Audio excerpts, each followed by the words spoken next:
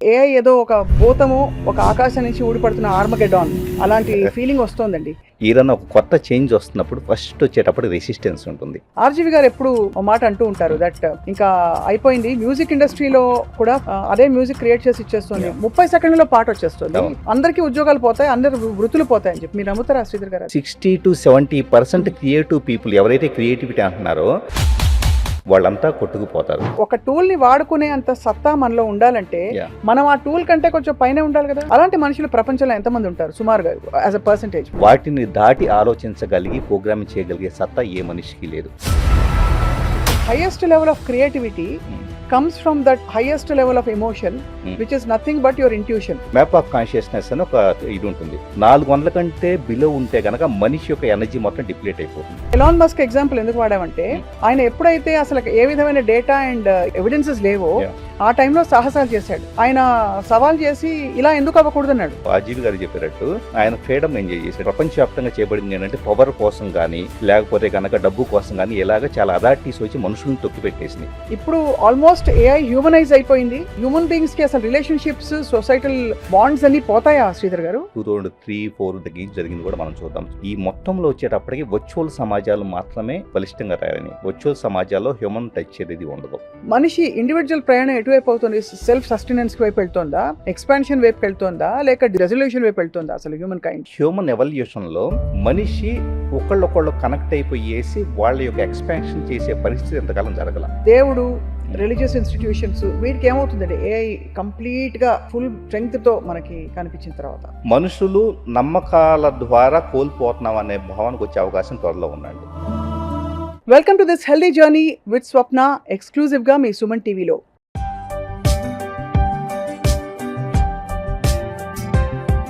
ఇవాళ హెల్దీ జర్నీలో మనం చాలా కీలకమైన ఒక విషయం గురించి మాట్లాడబోతున్నాం, తెలుసుకోబోతున్నాం. బికాజ్ ఇవాళ అందరూ ఏఐ గురించి మాట్లాడుతున్నారు. మానవ మేధస్సు గొప్పదా, మానవుడు సృష్టించిన ఏఐ గొప్పదా? అంటే ఏఐ కబళించేసింది, ఉద్యోగాలు పోతున్నాయి, ఇంకా మనిషికి అసలు ఏ పని ఉండదు రాబోయే 10, 12, 20, 30 సంవత్సరాల్లో అని చెప్పి రకరకాల స్టడీస్ వస్తున్నాయి. నిజంగానే ఏఐ దూసుకొస్తున్న వేగం చూస్తే భయం వేస్తూ ఉంటుంది. ఇన్ఫ్యాక్ట్ నేను మెటా టైప్ చేసి అడిగాను మెటా ఏఐని, ఏఐ గొప్పదా, మనిషి మేధస్సు గొప్పదా, ఏఐ వల్ల వచ్చే ముప్పు ఏమిటి అని చెప్పి. అది కూడా ఒక 10 రకాల ముప్పులు చెప్పింది అనమాట. సో ఏఐ కూడా తెలిసినమాట దాని గొప్పతనం ఏంటని చెప్పి. బట్ ఇవాళ మనం will speak with technology expert and న్యూరాలజీని, న్యూరలాజికల్ వ్యవస్థని, మనిషి మెదడుని, అలాగే దాంతో కంపేర్ చేస్తూ ఆర్టిఫిషియల్ ఇంటెలిజెన్స్ ఎలా వర్క్ చేస్తుందని చాలా సూక్ష్మంగా స్టడీ చేసి గత 10 సంవత్సరాలుగా దీనిపై పరిశోధన చేస్తూ వచ్చిన అందరికీ సుపరిచిత టెక్ విజర్డ్ ఎవరంటే నల్లమోతు శ్రీధర్ గారు. వారి గురించి చెప్పక్కర్లేదు, ఇప్పటికే మీడియా ద్వారా చాలా పరిచయం. పోలీస్ డిపార్ట్మెంట్కి ట్రైనింగ్ ఇవ్వడం మొదలుకొని అనేక శాఖల్లో వారి సేవలు బేసిక్ టెక్నాలజీ లెవెల్లో అందించారు. కానీ బోర్ కొట్టేసి ఇప్పుడు he's move to another different level. Sridhar గారు స్వాగతం సార్. నమస్కారం. నమస్తే అండి. Very very happy. మీతో ఎప్పుడు మాట్లాడినా మాకు కొన్ని కొత్త విషయాలు తెలుస్తాయి. థ్యాంక్ యూ అండి. సో సింపుల్గా మొదలు పెట్టాలంటే ఏఐ ఏదో ఒక భూతము ఒక ఆకాశం నుంచి ఊడిపడుతున్న ఆర్మగెడాన్ అలాంటి ఫీలింగ్ వస్తోందండి. ఎందుకు ఇలాంటి ఒక నెగిటివ్ కానోటేషన్ వచ్చేసింది ఏఐకి ఇప్పుడు? ఎలాంటి ప్రపంచవ్యాప్తంగా మనం గత 100-200 సంవత్సరాలుగా తీసుకున్నా కూడా హిస్టరీని తీసుకుంటే ఏదన్నా ఒక కొత్త చేంజ్ వస్తున్నప్పుడు ఫస్ట్ వచ్చేటప్పుడు రెసిస్టెన్స్ ఉంటుంది. ఆ రెసిస్టెన్స్ తర్వాత ఫియర్ ఫ్యాక్టర్ ఉంటుంది. ఫియర్ ఫ్యాక్టర్ దగ్గర నుంచి ఓకే ఇది తప్పదో, దీంట్లో మనం ఎలా అడాప్ట్ అవుతాం అని చెప్పేసి ఉంటుంది. ఇప్పుడు మనం రెసిస్టెన్స్ ఫస్ట్ మనం ఎలా రెసిస్ట్ చేస్తున్నామంటే కొంతమంది వచ్చేటప్పటికి ఆర్టిఫిషియల్ ఇంటెలిజెన్స్ మనిషి కాదు, అదేమీ చేయలేదు అని చెప్పేసి రెసిస్ట్ చేస్తున్నారు. ఆ స్టేజ్ కొంతమంది భయపడుతున్నారు, ఎక్కడ ఉద్యోగాలు పోతున్నాయి ఎక్కడ. తర్వాత అడాప్ట్ అవటం స్టార్ట్ అవుతుంది. సో కాబట్టి ఉద్యోగాలు పోతున్నాయి అని చెప్పేసి అన్న దాంట్లో స్వప్నాకర్ ఒక జరుగుతుంది ఏంటంటే ఈ రోజు ఉన్న ఉద్యోగాల యొక్క బ్యాక్గ్రౌండ్ ఏంటో చూస్తే లాజికల్ థింకింగ్ ఏంటి, బ్రెయిన్లో ప్రీ ఫ్రంటల్ కార్టెక్స్ అని ముందు భాగంలో ఉంటుంది. కాగ్నిటివ్ స్కిల్స్ ఏంటి, కొన్ని పారామీటర్స్ ఇచ్చి ఈ కండిషన్లో ఏదో హాస్పిటల్ వాళ్ళు వచ్చేటప్పటికి ఒక ఐటీ కంపెనీకి ఒక ప్రాజెక్ట్ ఇస్తారు. ప్రాజెక్ట్ ఇచ్చి మాకు పేషెంట్ డేటా మొత్తం ఇన్పుట్ ఇస్తే కనుక దాన్ని రిపోర్ట్ జనరేషన్ చేయడానికి ఒక ప్రోగ్రామ్ తయారు చేయమన్నారు అనుకోండి. ఏమవుతుంది, ఈ మొత్తం చేయాలంటే ఇన్పుట్గా ఏ రికార్డ్స్ వస్తాయి, వాటిని రిపోర్టింగ్ ఎలా చేయాలి, దీనికి సంబంధించి కొంత కోడ్ రాయాలి. ఈ కోడ్కి ఏంటి C language, C++, Java, Python రకరకాల వీటిలో పారామీటర్స్ ఇచ్చేసి ఈ విధంగా ఇన్పుట్ ఎలా ఇస్తే కనుక నెక్స్ట్ సార్టింగ్ ఎలా జరగాలి, టేబుల్ ఎలా క్రియేట్ చేయాలి, అవుట్పుట్ ఎలా ఇవ్వాలని చెప్పేసి లాజికల్గా ఒక ప్రోగ్రామ్ రాస్తాం. ఈ ప్రోగ్రామ్ రాయటం కోసం ఇంతకాలం వచ్చేటప్పుడు సింటాక్స్లు ఉండేవి, రకరకాలుగా ఎక్కడో అమీర్పేటలో కోర్స్ నేర్చేసేసుకొని ఇది రాస్తే ఒక ఉద్యోగం వచ్చేది. కరెక్ట్. ఇప్పుడు ఈ లాజికల్ థింకింగ్ అంతా ఆటోమేట్ చేస్తే ఏమైంది, ఆటోమేట్ చేస్తే జస్ట్ మనకి దాంట్లో ఒక చిన్న కాంటెక్స్ట్ ఇచ్చేసి ఒక కోడ్ రాసేమంటే అది రాసేసేస్తుంది. అంతే. అలాంటప్పుడు ఈరోజు ఉన్న ఉద్యోగాల వెనక ఉన్న వర్కింగ్ మెథడాలజీ ఏంటని చెప్పేసి అర్థం చేసుకుంటే ఆ వర్కింగ్ మెథడాలజీనే ఈ రోజు ఉద్యోగాలు పోవడానికి కారణం. అడాప్ట్ అవ్వడానికి Yeah. మధ్యలో కొంతమంది బలైనా కూడా తర్వాత అడాప్ట్ అవ్వాల్సిన పరిస్థితి వస్తుంది. అడాప్ట్ అవ్వాల్సిన అంటే ఇక్కడ ఏమవుతుందంటే స్పీడ్ అందుకోవడానికి లాజికల్ థింకింగ్ మీద డిపెండ్ అయిన వాళ్ళు ప్రతి ఒక్కళ్ళు లాజికల్ థింకింగ్ మీద ఉద్యోగాలు చేసే ప్రతి ఒక్కళ్ళు కూడా ప్రాబ్లం ఫేస్ చేస్తారు. మీరు నేను కూడా ఉన్నాం అందులో. అంటే మనం దాదాపుగా. క్రియేటివిటీ ఉంది కదా, మన క్రియేటివిటీ ఉంది కాబట్టి మనం బతికిపోతాం. బతికిపోతాం. ఎందుకంటే చాలా ఒక బిగ్గెస్ట్ పాయింట్ మీద రైజ్ చేస్తున్నారు. ఎందుకంటే లాజికల్ థింకింగ్ ఆటోమేట్ చేయొచ్చు, కానీ ఫర్ ఎగ్జాంపుల్ నేను ప్రాంప్ట్ ఇంజనీరింగ్ చేస్తున్నా, దానికి ఇస్తున్నాను సంథింగ్. ఇస్తున్నప్పుడు నేను ఎంత క్రియేటివ్గా నేను ఇచ్చే ఇన్పుట్కి అలాగే మీరు ఇచ్చే ఇన్పుట్కి ప్రాంప్ట్కి మధ్య ఉండే వేరియేషన్లోనే అవుట్పుట్ చాలా డిఫరెన్స్ వస్తుంది. కరెక్ట్. సో ఆ క్రియేటివిటీ అనేది నా రైట్ బ్రెయిన్ యాక్టివ్గా పనిచేస్తున్నప్పుడు, ఆటోమేటిక్గా మీకంటే ఎఫెక్ట్గా పనిచేస్తున్నప్పుడు నేను రైట్ బ్రెయిన్తో ఇమాజిన్ చేసుకొని ఆటోమేటిక్గా బెటర్ ప్రాంప్ట్ ఇంజనీరింగ్ చేసి అంటే బెటర్ అవుట్పుట్ వస్తుంది. రైట్. సో ఎక్కడైతే కనుక ఈరోజు లెఫ్ట్ బ్రెయిన్ కంటే రైట్ బ్రెయిన్కి ఇంపార్టెన్స్ పెరిగిందని మనం చెప్పుకోవాలి ఒక రకంగా చెప్పాలంటే.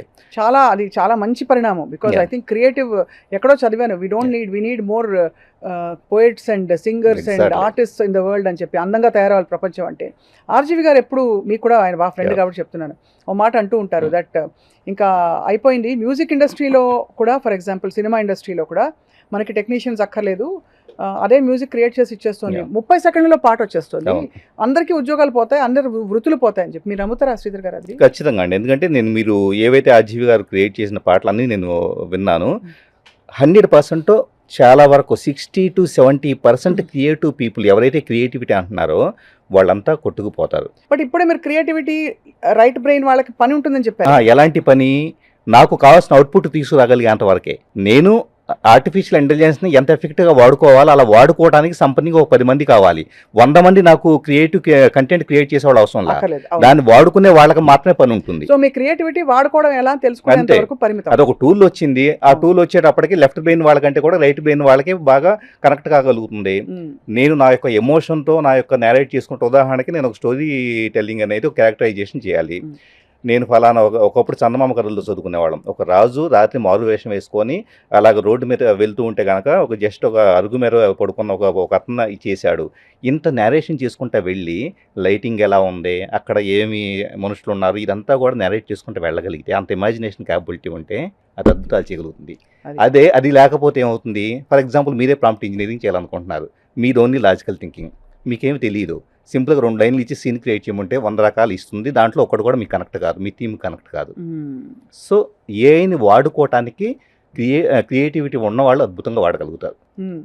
అంటే ఒక టూల్ని వాడుకునే అంత సత్తా మనలో ఉండాలంటే Yeah. మనం ఆ టూల్ కంటే కొంచెం పైన ఉండాలి కదా. 100%. దాన్ని 100% అవపోసం చేసి అదే వాట్ ఎవర్ Yeah. మొత్తం దాన్ని అర్థం చేసుకున్న కెపాసిటీ ఉండే మనిషి ఉండాలి. అవును. అలాంటి మనుషులు ప్రపంచంలో ఎంతమంది ఉంటారు సుమారుగా యాజ్ అ పర్సంటేజ్? బికాస్ మనిషి మెదడు కేవలం 6% వాడుతున్నాం, 3% వాడుతున్నాం, ఇలా స్టడీస్ చాలా వచ్చాయి.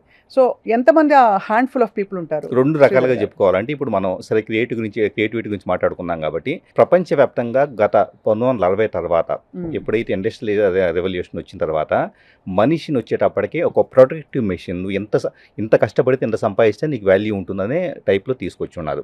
ఇప్పుడు ఏమైందంటే మనిషి ఆ తర్వాత కంప్యూటర్స్ వచ్చిన తర్వాత కూడా లాజికల్ థింకింగ్ వైపు, లేదా కష్టపడేసి స్ట్రెస్కి గురయ్యేసి మొత్తం తన యొక్క కోర్ ఎసెన్స్ని, తన ఎమోషన్స్ని, తన క్రియేటివిటీని చంపుకొని ఒక 10 నిమిషాలు ఒక చంద్రుడి కింద కూర్చొని మన సెల్ఫ్ రిఫ్లెక్షన్ కూడా లేని స్టేట్కి మనం వెళ్ళిపోయి ఉన్నాం. ఇప్పుడు ఏమైంది? క్రియేటివిటీ అనేది ఏ మనిషిలో లేదు, కేవలం హ్యాండ్ఫుల్ ఆఫ్ పీపుల్ దగ్గర మాత్రమే ప్రపంచవ్యాప్తంగా క్రియేటివ్ ఉన్నాయి. కాబట్టి ఏఐని వాడుకోగలిగేది అది తక్కువ మంది మాత్రమే. ఇక రెండోది లాజికల్ థింకింగ్ పరంగా చూద్దాం. లాజికల్ థింకింగ్ పరంగా చూస్తే ఇప్పుడు ఉన్న ఏఐ మోడల్స్లో వాటిని దాటి ఆలోచించగలిగి ప్రోగ్రామింగ్ చేయగలిగే సత్తా ఏ మనిషికి లేదు. లేదా? 100% లేదు. ఎందుకు లేదంటే మనిషికి ఉన్న అతిపెద్ద లిమిటేషన్ అంటే అతని ఎమోషన్. సో అతనే మనిషి యొక్క లాజికల్ థింకింగ్ కాగ్నిటివ్ మొత్తాన్ని కూడా బ్రెయిన్లో అమిగ్డాలా ఎప్పుడైతే మనం ఏదైతే పరిణామ క్రమంలో అవును ఒక మనిషి ఏం చేశాడు, ఫస్ట్ వచ్చేటప్పటికి అక్కడ యానిమల్ ఇన్స్టింక్ట్ నుంచి వచ్చి ఉన్నాడు. వచ్చిన తర్వాత ఎమోషన్స్ డామినేట్ చేస్తాయి. నేను ఎంత తెలివిగాడలో వాటినైనా కూడా గొడవ జరిగేటప్పుడు నేను అబ్యూజ్గా మాట్లాడతాను తప్పించి, అంటే నా ఎమోషనల్కి వెళ్తాను తప్పించి, నాకు లాజికల్గా ఆలోచించగలుగుతాను, మేధస్సు ఉంది, లేకపోతే కనుక ఎవ్రీథింగ్ నేను చాలా డిప్లొమాటిక్గా మాట్లాడతానని చెప్పేసి అనేది పని చేయదు. ఎందుకు పని చేయదు? ఈ కాగ్నిటివ్ ప్రీ ఫ్రంటల్ కార్టెక్స్ డెవలప్మెంట్లో లేటుగా వచ్చింది. అవును. సో అమిగ్డాలా ఏదైతే ఉందో ఎమోషన్ సెంటర్ ఎమోషన్ డామినేట్ చేస్తుంది. మన ప్రతి నిర్ణయం కూడా ఇప్పుడు ఫర్ ఎగ్జాంపుల్ ఈ షో చేస్తూ ఉన్నాను. సో స్వప్న గారుతో నేను ఏం మాట్లాడగలుగుతాను, నాకేమొచ్చు సంథింగ్ అని చెప్పేసి నేను ఫీల్ అయ్యాను అనుకోండి. వచ్చి కూర్చున్న వెంటనే ఆటోమేటిక్గా ఆ పర్టికులర్ ఎమోషను నాలో ఉన్న నాలెడ్జ్ మొత్తాన్ని వైప్ అవుట్ చేసేస్తుంది. అంటే కబళించేస్తుంది 100%. ఎందుకంటే ఆఫ్టర్ ఆల్ ఒక ఎమోషన్ అనేది చిన్న సెల్ఫ్ డౌట్ అనేది మనిషి మొత్తాన్ని నాశనం చేసేటప్పుడు అక్కడ మెషిన్ ఉంది, ఆర్టిఫిషియల్ ఇంటెలిజెన్స్. అదేం చేస్తుంది, దానికి ఎమోషన్స్ లేవు, ఏమీ లేవు, సింపుల్గా దానికి లాజిక్ అర్థమైపోయింది, లాజిక్తో క్రియేట్ చేస్తుంది. డేటా లాజిక్ ప్రాసెసింగ్ అంతే ప్రాసెసింగ్. సో దానికి ఎమోషన్స్ లేనప్పుడు నా యొక్క కాగ్నిటివ్ అంతా వచ్చేటప్పటికి ఎమోషన్స్ ఉన్నాయి కరెక్ట్గా లేకపోతే పూర్తిగా డెసిషన్ మేకింగ్ తగ్గించి లాజికల్ థింకింగ్ అంతా ఏం కరెక్ట్గా లేనప్పుడు నేను బెటర్గా ఉంటానా లేకపోతే ఏ బెటర్గా ఉంటుంది అంటే ఏ బెటర్గానే ఉంటుంది. సో మీ పాయింట్ వెల్ టేకెన్ శ్రీధర్ గారు. But I always feel, I believe emotion నుంచి వచ్చే హై లెవెల్ క్రియేటివిటీ ఏదైతే ఉంటుందో some times only thing is మీరు ట్రయల్ అండ్ ఎర్రర్ ఎన్నిసార్లు వాళ్ళ సక్సీడ్ అవుతారో తెలియదు.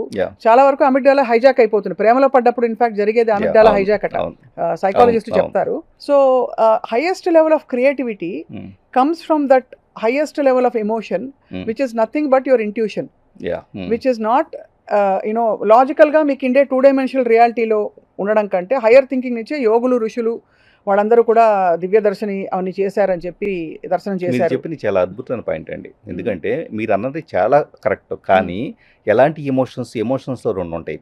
సో ఒక ఎనర్జీ ప్యాటర్న్ ఇదే తీసుకుందాం. మ్యాప్ ఆఫ్ కాన్షియస్నెస్ అని ఒక ఇది ఉంటుంది. ఫియరో, యాంగ్జైటీ, స్ట్రెస్, లోన్లీనెస్, లేకపోతే హేటెడ్, లేకపోతే కనుక సెల్ఫ్ బెట్రేయల్, ఆల్ దీస్ ఆర్ ఇవన్నీ కూడా ఒక 0 to 1000 అనేది ఒక గ్రాఫ్ తీసుకుందాం. 400 కంటే బిలో ఉంటే కనుక మనిషి యొక్క ఎనర్జీ మొత్తం డిప్లీట్ అయిపోతుంది. సో 400 కంటే బిలో ఉండేవి ఈ ప్రాణశక్తిని హరించేవి ఫియరో, యాంగ్జైటీ, స్ట్రెస్, లోన్లీనెస్ ఇలాంటివన్నీ. కామ, క్రోధ, లోభ, మోహ, మద, మాత్సర్యాలు మనకి పురాణాలు చెప్పింది అవే కదా. పర్ఫెక్ట్లీ. సో ఈ 400 కంటే ఎక్కువ ఏమున్నాయి, ఫస్ట్ వచ్చేటప్పుడు కరేజ్. ఆ కరేజ్ దగ్గర నుంచి యాక్సెప్టెన్స్ కావచ్చు, ఇంకా అన్కండిషనల్ లవ్, గ్రాటిట్యూడ్ అయితే కన్నా 700-800 రేంజ్లో ఉంటుంది. ఎన్లైట్మెంట్ 1000 అనుకోండి. సో ఇప్పుడు నేను 400 దాటిపోయి వెళ్తూ ఉన్నప్పుడు మీరు చెప్పిన పాయింట్లు నా కరేజ్ ఉంది. నా కరేజ్ ఉన్న తర్వాత ఆటోమేటిక్గా మీరు అన్నట్లు 3-dimensional రియాలిటీ తగ్గించేసి నేను ఛేదించుకొని యూనివర్స్తో ట్రాన్స్లేట్ అవ్వడానికి ప్రయత్నిస్తూ ఉంటా. అప్పుడు మీరు అన్న యోగులు ఆ స్థితిని వెళ్ళగలుగుతా. అప్పుడు ఏమవుతుంది, యూనివర్స్లో ఉండే నాకు ప్రతిదీ కూడా ఐ కెన్ క్రియేట్ ఎనీథింగ్, నా ఇంట్యూషన్ పెరిగింది, నా యొక్క ఎక్స్ప్రెషన్ పెరిగింది, ఎవ్రీథింగ్ ఉంటుంది. కానీ ఇక్కడ ఏం జరుగుతుంది, ఆ లెవెల్ ఆఫ్ ఎనర్జీ ఈరోజు ప్రపంచ పాపులేషన్ ఎంతమందికి ఉంది? ఒక ఎలాన్ మస్క్ ఉండొచ్చు, అంతేనా? అంతే. ఎందుకంటే ఎలాన్ మస్క్ ఎగ్జాంపుల్ ఎందుకు వాడామంటే ఆయన ఎప్పుడైతే అసలు ఏ విధమైన డేటా అండ్ ఇవి లేవో, మనకి ఎవిడెన్సెస్ లేవో, ఆ టైంలో సాహసాలు చేశాడు. అవును. సైంటిస్టులు వద్దు మొర్రో అని మొత్తుకుంటున్న టైంలో కూడా what we came to know అంటే from reading his life history, ఆయన సవాల్ చేసి ఇలా ఎందుకు అవ్వకూడదు అన్నాడు. ఇలాగే ఎందుకు అవ్వాలి, ఇలా ఎందుకు అవ్వకూడదు. అదే కదా మనకి ఎమోషన్, క్రియేటివిటీ, ఆ డ్రైవ్, అది హైయర్ లెవెల్ ఎమోషన్ నుంచి వచ్చిన, కన్విక్షన్ నుంచి వచ్చిన ఎమోషన్. ఎక్కడ వస్తుందంటే ఆయన ఫ్రీడమ్ ఎంజాయ్ చేశాడు. ఎందుకు ఫ్రీడము, ఆజీవి గారు చెప్పినట్టు ఏదైతే గనక ఇక్కడ మనకు ప్రపంచవ్యాప్తంగా చేయబడింది ఏంటంటే పవర్ కోసం కానీ లేకపోతే కనుక డబ్బు కోసం కానీ ఇలాగ చాలా అథారిటీస్ వచ్చి మనుషులను తొక్కిపెట్టేసినాయి. ఓకే, నువ్వు ఇది చేస్తేనే ఇలా అవుతావు, ఇది చేస్తే ఇలా అవుతావు, లేకపోతే నువ్వు పాపాత్ముడు అవుతావు, అలా అవుతాయి, రకరకాలు చెప్పుకున్నారు అనుకోండి. మనిషి ఏం చేస్తున్నాడు, నేను చేసే ప్రతి పనిలో కూడా నేను మీ వ్యాలిడేషన్ తీసుకుంటున్నా, నాకు సెల్ఫ్ డౌట్ ఉంది. ఇప్పుడు ఏమవుతుంది, నా క్రియేటివ్ ఎక్స్ప్రెషన్ అనేది చచ్చిపోయింది. ఈరోజు ప్రతి మనిషి రోజుకి ఒక 10,000 ఆలోచనలు వస్తే 10,000 ఆలోచనలు 8,000 ఆలోచనల వరకు సెల్ఫ్ డౌట్తోనే ఉంటాయి. సో తన పట్ల తనకు నమ్మకం లేని వ్యక్తి, తనకి ఎంత టాలెంట్ ఉన్నా కూడా, నాలెడ్జ్ ఉన్నా కూడా, క్రియేటివిటీ ఉన్నా కూడా ఆటోమేటిక్గా యాక్చువల్లీ మీకు ఆల్రెడీ తెలిసింది హార్ట్ చక్ర వైబ్రేషన్ అనేది. హార్ట్ చక్రాలు ఏమవుతుందంటే ఎలక్ట్రోమాగ్నెటిజం అనేది యూనివర్స్లో గ్రావిటేషనల్ ఫోర్స్ అంటాం. గురుత్వాకర్షణ శక్తికి ఈక్వలెంట్ ఏంటంటే మన హార్ట్ చక్ర వైబ్రేషన్. సో నా హార్ట్ చక్రాలో నేను దేనికైనా కూడా, సబ్జెక్ట్కైనా, నాలెడ్జ్కైనా, ఎక్స్పాన్షన్కైనా, పీపుల్కైనా, ప్రపంచానికైనా కనెక్ట్ కావాలంటే నా హార్ట్ వైబ్రేషన్ పెరిగితే వస్తుంది. నా హార్ట్ వైబ్రేషన్ ఎప్పుడు పెరుగుతుంది, నాలో భయం లేనప్పుడు. నాలో భయం ఉంటే ఇంకెక్కడ ఉంటాను, అదే భయం ఉంటే వైబ్రేషన్ క్లోజ్ అయిపోతుంది. సో ప్రపంచం మొత్తం అలాగా కండిషన్ చేయబడి ఉంది. కరెక్టే. అందుకనే ఓషో అంటారు కదా, the opposite of fear is love. Exactly. అదే, అంతే కదా. 100% the opposite of love is fear. Basically it's not love is not hate. అవును, అవును. అది కాబట్టి మీరు అనేది ఏంటంటే the ability to accept everything and be one with everything is love. అంతే కదా. అంతే, ఎగ్జాక్ట్లీ. అంటే మన బ్యారియర్స్ లేకుండా ఇది అది అది ఇది అని మన మైండ్ చెప్పే ఇవి వినకుండా అంత ఎక్స్పాన్సివ్ స్టేట్కి మనం చేరిపోతే ఆబ్వియస్లీ మనకి హ్యూమన్ కైండ్లో ఉండే సొసైటల్ స్ట్రక్చర్స్ అన్ని కొలాప్స్ అయిపోతాయి. ఎందుకంటే ఒక కండిషన్ level ఏం చేస్తున్నారంటే సపరేషన్ బ్యారియర్ పెట్టుకొని, ఇప్పుడు నేనేం చేస్తాను, ఒక బ్యారియర్ పెట్టుకుంటాను, నాకు నేను పెట్టుకుంటాను, కొంతమంది పెడతారు, అదే నాకు నేనే పెట్టుకుంటాను, ఓకే నాకు ఇంత నాలెడ్జ్ ఉంది, నాకు మిగతా వాళ్ళంతా తక్కువ అని నేను బ్యారియర్ పెట్టుకుని నేనైతే ఎంజాయ్ చేస్తుంటాను నా ఈగోని. ఇప్పుడు ఏం చేస్తాను, నేను వన్నెస్లో ఉండను, పీపుల్తో కాన్ఫ్లిక్ట్ అవుతూ ఉంటాను, ఎప్పుడు జడ్జి చేస్తూ ఉంటాను, కంపేర్ చేస్తూ ఉంటాను, అయిపోయింది. అది మన సెల్ఫ్ ప్రొటెక్టివ్ మెకానిజం అలా mechanism. ఏర్పడిపోయింది. అయిపోయింది. ఇప్పుడు నేను మనుషులతో కలవాలనుకుంటే ప్రేమను పంచాలంటే ఎక్కడుంది? లేదు కదా. అప్పుడు నా హార్ట్ చక్ర వైబ్రేషన్ ఎక్కడ ఉంది? లేదు. నా క్రియేటివ్ ఎక్స్ప్రెషన్ ఉంది ఎక్కడ? లేదు. సో మనిషి లిమిట్ అయిపోయాడు. సో ఆ వైబ్రేషన్లో లేనంత వరకు మనకు ఉండే తెలివితేటలు ఎమోషన్ ఏదైతే ఉందో అది పనికిరాదు, ఏఐ పై చేయి తీసుకుంటుంది 100%. ఎందుకంటే మీకు 80% ఆఫ్ ద పీపుల్ ప్రపంచంలో అందరూ కూడా భయంగాను బిక్కుగా బతుకుతున్నప్పుడు, హార్ట్ చక్ర వైబ్రేషన్ ఎక్స్పాన్షన్ లేనప్పుడు క్రియేటివిటీ ఎక్కడి నుంచి వస్తుంది? క్రియేటివిటీ లేనప్పుడు ఏమవుతుంది? క్రియేటివ్ ఫీల్డ్ వచ్చేటప్పటికి ఏఐ ద్వారా కనీసం ప్రాంప్ట్ ఇంజనీరింగ్ చేసి దాన్ని వాడుకోవటం చేత కాదు, ఇకపోతే లాజికల్గా వచ్చి దాన్ని కొట్టే అవకాశం కూడా మనకు లేదు. అవును. కాబట్టి ఏంటంటే పూర్తిగా మనం భయపడతానే ఇంక బతకాలి ఏఐని చూసి. ఇప్పుడు ఆల్మోస్ట్ ఏఐ హ్యూమనైజ్ అయిపోయింది. మనకు కావాల్సిన కొద్దిపాటి ఎమోషన్, అయ్యో అలాగా, ఇదివరకు నాకు జ్వరం వచ్చింది ఏం చేయాలని ఒక క్వశ్చన్ వేస్తే మేబీ ఈవెన్ 1 year బ్యాక్ అది ఒకలా చెప్పేది ఆన్సర్, మీకు చాట్ జీపీటీయో ఇంకోటో అడిగితే. ఇప్పుడు అయ్యో అలాగా అని మనం ఏదైతే ఎక్స్పెక్ట్ చేస్తామో ఆ ఫుడ్ కూడా వేసే తత్వం దానిలోకి వచ్చేసింది. సో ఇప్పుడు మరి హ్యూమన్ బీయింగ్స్కి అసలు రిలేషన్షిప్స్, సొసైటల్ బాండ్స్ అన్నీ పోతాయా శ్రీధర్ గారు రాబోయే రోజుల్లో? స్వప్న గారు ఆల్రెడీ ఇప్పటికే చాలా పోయినాయి అండి. నిజంగా మనం చూస్తున్నాం కానీ ఇప్పటిదాకా చాలా మంది సోషల్ మీడియాకి అడిక్ట్ అయ్యారని ఏదో సంథింగ్ ఊరికి జస్ట్ ఒక పై లేయర్లో మనం డిస్కస్ చేస్తున్నాము, పాసివ్లీ ఆర్ యాక్టివ్లీ తప్పించి గత 10-15 సంవత్సరాలకు జరిగిన ఆర్కుడ్ దగ్గర నుంచి 2003-4 దగ్గర నుంచి జరిగింది కూడా మనం చూస్తే ఈ మొత్తంలో వచ్చేటప్పటికి వర్చువల్ సమాజాలు మాత్రమే బలిష్టంగా తయారైనాయి. వర్చువల్ సమాజాల్లో హ్యూమన్ టచ్ అనేది ఉండదు. నాకు ఉదాహరణ ఫేస్బుక్ ఒక 10,000 మంది ఉన్నారనుకోండి, ఫాలోవర్స్ ఫ్రెండ్స్ ఉన్నారనుకోండి. ఈ 10,000 మందితో హ్యూమన్ ఇంటరాక్షన్ లేనప్పుడు, కనెక్టివిటీ లేనప్పుడు ఏమవుతుందంటే కనుక వాళ్ళు షేర్ చేసేది వీటన్నిటిలోనూ ఏమవుతుంది, వాళ్ళు ఏదో సంథింగ్ ట్రిప్కి వెళ్ళారు, ఫోటో పెట్టారు, నేనేం చేస్తాను, నేను ఎదగలేకపోతున్నానే, నేను క్లోజ్ అయిపోతూ ఉంటాను. సో ఇలాగ మనుషులకు మధ్య బాండింగ్ క్రియేట్ కాకుండా జస్ట్ పీపుల్ వచ్చి డిస్కనెక్ట్ అయిపోతూ ఉన్నారు. సో డిస్కనెక్ట్ అయినప్పుడు ఏమైంది, మెల్లగా ఎమోషన్ పోయింది. ఈరోజు మీరు చూడండి, చాలామంది చిన్నపిల్లలు కానీ పెద్దవాళ్ళని కానీ ఒక 10 ఏళ్ల తర్వాత కలిశారనుకోండి, కలిసిన తర్వాత 10 ఏళ్ల పాటు, ఒకప్పుడు 10 ఏళ్ల పాటు తర్వాత కలిస్తే హక్ చేసుకొని చాలా ప్రేమగా, కొంతమందికి కళ్ళమ్మ నీళ్లు కూడా వచ్చేవి. అవును. ఇప్పుడు లేదు. ఇప్పుడు ఎవరికి కళ్ళమ్మ నీళ్ళు రావట్లేదు. లేదండి, కళ్ళమ్మ నీళ్లు రావటాన్ని అది పెద్ద పాపలా ఫీల్ అవుతున్నారు. అంతే, కరెక్టే. అంటే ఆ ఎమోషన్ అయిపోయింది పూర్తిగా. అంటే కళ్ళమ్మ నీళ్లు వస్తే కనుక ఇంకా వీళ్ళేదో సంథింగ్ గ్రహాంతర వాస్తులు వచ్చినట్లుగా ఫీల్ అవుతూ ఉన్నారు. హ్యూమన్ టచ్ ఎంత బాగుండేది, ఎంత ఇది ఉండేది కూడా పీపుల్ గుర్తులేదు. అంటే మనకు తెలియకుండా ఎంత మెకనైజ్ అవ్వబడ్డాం అన్నది అర్థం చేసుకోవచ్చు. సో మరి ఇంకా ఏఐ వచ్చిన తర్వాత ఇంకా అదే చిన్న మనం ఎక్స్పెక్ట్ చేస్తున్నా కూడా చెప్పేసేస్తే కనుక అయ్యో పాపం నేను కింద పడ్డాను కొద్దిగా, లేదా నన్ను ఎవరో కాలేజీ కురాడు అంటాడు, నా కాలేజీలో వచ్చేది చిన్న అవమానం జరిగిందని దానికి ప్రాంప్ట్లో ఇస్తాడు. సో నువ్వు ఎలా చెయ్యి, ఓకే నేను నీకు సపోర్ట్గా ఉన్నానని చెప్పేసి చాట్ బోర్డ్ చెప్పింది అనుకోండి, అతనికి వాళ్ళ ఫాదరో, వాళ్ళ ఫ్రెండో, వాళ్ళ మదరో అంతకంటే గొప్పగా ఏమి చెప్పట్లేదు కాబట్టి ఆటోమేటిక్ ఇది కూడా యాక్సెప్టబుల్. ఇది యాక్సెప్టబుల్. రెండోది, అక్కడ ఉండే అంత బ్యాగేజ్ ఇక్కడ ఎందుకు వెళ్ళేవరా నువ్వు, ఈ క్వశ్చన్స్ కూడా ఉండవు. అవును, ఎవరు అక్కడికి మళ్ళీ రివర్స్ ఇచ్చేస్తూ ఉంటారు కదా. సో ఒక టాప్ లెవెల్ అనలిస్ట్గా మీరు చూస్తే మనిషి ఇండివిజువల్ ప్రయాణం ఎటువైపు అవుతుంది? సెల్ఫ్ సస్టెనెన్స్ వైపు వెళ్తుందా, ఎక్స్పాన్షన్ వైపు వెళ్తుందా, లేక డెజల్యూషన్ వైపు వెళ్తుందా అసలు హ్యూమన్ కైండ్? అంటే ఒక అండర్స్టాండింగ్ స్వప్న గారు నాకు వచ్చింది ఏంటంటే, ఓవరాల్ చూస్తే నేను యాక్చువల్లీ అద్వైతము వీటన్నిటిని, అంటే మనిషి ఎప్పుడు కూడా ఇప్పటిదాకా ఏం జరిగేదంటే మనుషులంతా నా చుట్టూ కొంతమంది ఫ్రెండ్స్ ఉన్నారు, కుటుంబ సభ్యులు ఉన్నారు, ఇదంతా ఉన్నారు. ఇప్పటిదాకా సొసైటీ అలా ఎవాల్వ్ అయింది కదా. మనం పెద్ద ఫ్యామిలీస్ దగ్గర నుంచి ఇప్పుడు మైక్రో ఫ్యామిలీస్, ఆ తర్వాత ఇద్దరు భార్యాభర్తలే ఉండే కండిషన్ దగ్గర నుంచి ఇప్పుడు వాళ్ళు కూడా సపరేటెడ్గా ఎవరి ఫోన్లో వాళ్ళు బతికే టైం వచ్చింది కదా. దీంట్లో నాకు అర్థమైన విధానం ఏంటంటే, హ్యూమన్ ఎవల్యూషన్లో మనిషి ఒకళ్ళొకళ్ళు కనెక్ట్ అయిపోయేసి వాళ్ళ యొక్క ఎక్స్పాన్షన్ చేసే పరిస్థితి ఎంతకాలం జరగల. ఎందుకంటే ఆ మోడల్ ఫెయిల్యూర్ అన్న విషయం అర్థమైంది. సో మోడల్ ఫెయిల్యూర్ అయినప్పుడు ఏం జరుగుతుంది, యూనివర్సల్ ఇంటెలిజెన్స్ ఎప్పుడు కూడా ఏం చేస్తుందంటే, నాట్ ఓన్లీ హ్యూమన్ బీయింగ్, ప్రపంచంలో ఏదన్నా జరగనేయండి, so all the dynamics of the universe ఏం చేస్తుందంటే ఎనర్జీ ప్యాటర్న్స్ని రకరకాలుగా ఈ కాంబినేషన్ ఇలా తీసుకొచ్చేసి మొత్తం ఎనర్జీస్ ఒక కూడగలుపుతుంది. అది వర్కౌట్ కాకపోతే దాన్ని మళ్ళీ డిస్హార్మోనీ క్రియేట్ చేసేసి ఇంకొక మోడల్లోకి తీసుకెళ్ళింది. సో ఇప్పుడు జరుగుతున్న థింగ్ నాకు అర్థమవుతుంది, ఇది మ్యాక్రో లెవెల్లో చూస్తే ఈ పీపుల్ మొత్తము కూడా దగ్గరికి తీసుకొచ్చేసి వీళ్ళంతా కలిసి వన్నెస్గా చేరుకునే అవకాశము కనపడలేదు. కాబట్టి సో మనుషులతో మీకు వర్కౌట్ కాదు, మీకు మీరుగా అది యోగత్వం అనుకోండి, లేకపోతే ప్రాక్టీస్ అనుకోండి, మనుషుల్లో అవసరం లేదనుకోండి, ఏదనుకోండి, మీ సఫరింగ్ ఏదో మీరే పడండి, అవసరంలా ఇక్కడ ఎవరు అవసరంలా. ఒక చాట్ బోట్ లాంటి వాటిని నమ్ముకొని ఇంకా వెళ్ళండి. కొన్నాళ్ళుగా చాట్ బోట్లు కూడా బోర్ కొట్టేసేస్తాయి. అప్పుడు నువ్వు నీ సఫరింగ్ నువ్వు పడేసేసి నువ్వు ఓకే భూమి మీదకి వచ్చాను, ఐ హ్యావ్ టు ఎవాల్వ్, నేను ఏ ఛాలెంజ్ అయినా ఫేస్ చేయాలి, ఒక్కడిగా ఫేస్ చేయాలి, నాకు మనుషులు ఉండరు, ఎవరు ఉండరు, పరిస్థితులు ఉండవు, ఓకే నేను ఎన్లైటన్ అయిపోయాను, అన్ని భావోద్వేగాలు నేను చేసి రిలీజ్ అయిపోయాను అనే స్టేజ్కి వచ్చేస్తారు. అంటే ఇంత ఇది దాదాపు వింటుంటే కొంచెం సాటిస్టిక్ గానే ఉంది. కానీ ఇది ఎవరు ప్రోగ్రామ్ చేసినట్టు, మనం ఎవరి మీద నువ్వే చేసావు, ఇప్పుడు దేవుడిని మనం వెళ్ళి ప్రశ్నిస్తాం, ఎందుకు ఇలా చేసావు దేవుడా నీకంటే, అంటే అన్ని శుక్రవారాలు ఉపవాసాలు ఉన్నాను, అది ఉన్నాను, అయినా కూడా ఇలా జరుగుతుందంటే who has actually created this catastrophe? ఇక్కడే మన ప్రాబ్లం ఏంటంటే మనం ప్రతిదాన్ని ఒక హ్యూమన్ బీయింగ్ లెవెల్లో చూస్తూ ఉంటాం. యాక్చువల్లీ భూమి మీద ఒక మనిషి చేసే అతి పెద్ద తప్పు ఏంటంటే, నేను ఇక్కడ కూర్చొని నేను చూసి ఒక చంద్రగ్రహానో సూర్యగ్రహానో గురుగ్రహానో అదేంటో అక్కడ ఏం మ్యాటర్ ఉంటే ఏ వాయువులు ఉంటాయో ఏముంటాయో నాకేమీ తెలియదు. నేను సింపుల్గా వచ్చేటప్పటికి దాన్ని బ్లేమ్ చేస్తుంటా ఉదాహరణకి. సో అక్కడ ఏదో సంథింగ్ ఒక చిన్న ఇది వచ్చింది అనుకోండి, సో గ్రహణం వస్తే గ్రహణాన్ని బ్లేమ్ చేస్తూ ఉంటాను, ఇంకో దాన్ని బ్లేమ్ చేస్తూ ఉంటాను. అంటే హ్యూమన్ పర్సెప్షన్ ఎంత లిమిటెడ్ అర్థం చేసుకోండి. ఇక్కడ ఎవరో వచ్చి మనం లేదో చేస్తున్నారని చెప్పేసి అనేది అతిపెద్ద మాయ.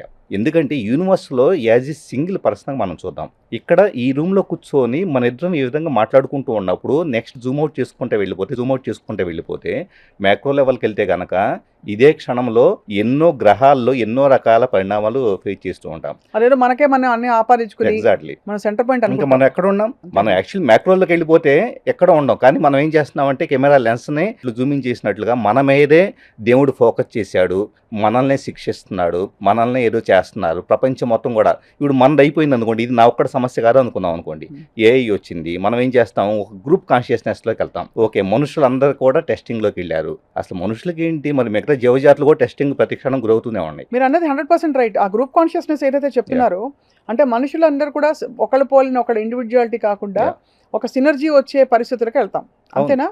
ఎందుకంటే మనది brain is always now being controlled, it is not our own. Is that what you're saying? Exactly 100%. ఎందుకంటే ఒక పర్సెప్షన్ క్రియేట్ చేయబడుతుంది స్వప్న గారు. పర్సెప్షన్ క్రియేట్ చేసి ఈ పర్సెప్షన్ లోనే ఓకే మనుషులకి అయిపోతుంది. ఆ మనుషులు గారు అక్కడ కొన్ని జీవజాతులు అంతరించిపోతూ ఉన్నాయి, ఇప్పటికి ఆల్రెడీ అంతరించిపోయి ఉన్నాయి, లేకపోతే కొత్తగా వేరే ఫామ్ లోకి వచ్చి ఉండొచ్చు. వాటి మీద మన పర్సెప్షన్ వెళ్ళట్లేదంటే ఎప్పుడు కూడా మన విక్టిమ్ మైండ్ సెట్ లో ఉన్నాం. విక్టిమ్ మైండ్ సెట్ లో ఉన్న వ్యక్తికి ఏం జరుగుతుందంటే తన మీద అన్నక జాలి ఏర్పడింది. ఓకే దేవుడో లేకపోతే విశ్వమో ఇంకొకటి వచ్చేసేసి మనుషులను టెస్ట్ చేస్తుంది. సో అప్పుడేమవుతాడు, విక్టిమ్ మైండ్ సెట్లో ఉన్న వ్యక్తికి జాలి పెరిగిద్ది. ఆ జాలి పెరిగినప్పుడు బలహీనుడు అవుతాడు, సెల్ఫ్ పిటీ పెరిగిద్ది. ఆటోమేటిక్గా ఏంటంటే కనుక తన శక్తి సామర్థ్యాలు మర్చిపోతాడు. అంతే. మనిషికి అపారమైన శక్తియుక్తులు ఉన్నాయి అనే కొటేషన్కి నాకు ఒక సేవింగ్ రేస్ ఏం కనిపిస్తుంది అంటే, మేబీ మనకి అర్జెంటుగా ధ్యానం చేసేసో లేకపోతే ఇంకో విధంగానో మనందరి లోపల క్వాంటమ్ షిఫ్ట్ అయిపోయి మన పైనియల్ గ్లాండ్ యాక్టివేట్ అయిపోయి, ఇది వరకు అసలు ఏఐ కూడా ఏఐ ఇస్ డేటా బేస్డ్, జరిగిన విషయాల అంటే ఒక సమాహారంగా తీసుకుని దాన్ని డిసెక్ట్ చేయడం తప్ప దాని పరిమితులు అంతే. సో మనం ఎవరు కని విని ఎరుగని ఒక సృష్టిలోకి వెళ్ళిపోతాం అనే ఒక ఫాండ్ హోప్ ఉంది, అది జరగదంటారా? ఒకటండి, దానికి చాలా సాధన కావాలి. ప్రాక్టికల్గా చెప్పాలంటే ఇప్పుడు సర్వైవ్ చేయగలిగేది, ఇప్పుడు ఎవరన్నా కానీ సేఫ్గా ఉండగలిగేది ఖచ్చితంగా కూడా ఏ రాని ప్రపంచం మొత్తం తలకిందులు కానీ సునామీలు రాని గ్రహం మొత్తం కూడా భూగ్రహం అనేది ఇదే ఉన్నాయి. కానీ ఒక మనిషిని ఈ రోజు కాపాడగలిగే శక్తి ఏదన్నా ఉందంటే ఈ 3 డైమెన్షనల్ రియాలిటీలో మీరు స్ట్రెస్కి గురవుతూ, యాంగ్జైటీకి గురవుతూ, ఒత్తిడికి గురవుతూ, లాజికల్ థింకింగ్ మాత్రమే నమ్ముకుంటూ మీరు ఇలా ఇరుక్కుపోయారు రా బాబు. ఇలా కాదు. First of all you have to transcend in to the altered state. అంతే కదండి. 100%. ఆల్టర్డ్ స్టేట్కి వెళ్తే ఏమవుతుంది, ఇప్పుడు ఈ ఎనర్జీ ప్యాటర్న్ అనేది యాక్చువల్లీ నేనేం చేస్తాను అంటే కొన్ని ప్రాక్టీసెస్లో ఈ రియాలిటీలో నాకు తెలిసిన వ్యక్తిలో నాకు తెలిసిన పరిస్థితుల్లో వీటన్నిటితో ఏం చేస్తున్నాను, ఈ రోజు లాగే రేపు లాగే ఎల్లుండి క్రియేట్ చేసుకుంటున్నాను. ఎందుకంటే same emotions, same behaviours, same actions ఉంటాయి, ఆటోమేటిక్గా సేమ్ కెన్ బి రిప్లికేటెడ్. నేనేం చేస్తాను కొన్ని ప్రాక్టీసెస్లో యోగులు కానీ ఇప్పుడు మీరు కొన్ని ప్రాక్టీసెస్ చేస్తుంటారు, ఇవన్నీ ఎక్కడికి వెళ్తూ ఉంటాయి, ఈ స్టేట్ నుంచి 3 డైమెన్షన్లో టైము, స్పేస్, మైండ్, బాడీ వీటిని ఓవర్కమ్ చేసి యూనివర్సల్ కాన్షియస్నెస్లోకి వెళ్తే క్వాంటమ్ ఫుల్ ఆఫ్ ఎనర్జీస్ ఉంటాయి. విశ్వం మొత్తం మీద 25% మాత్రం విజిబుల్ మ్యాటర్ ఉంది, రిమైనింగ్ 75% ఇన్విజిబుల్ మ్యాటర్.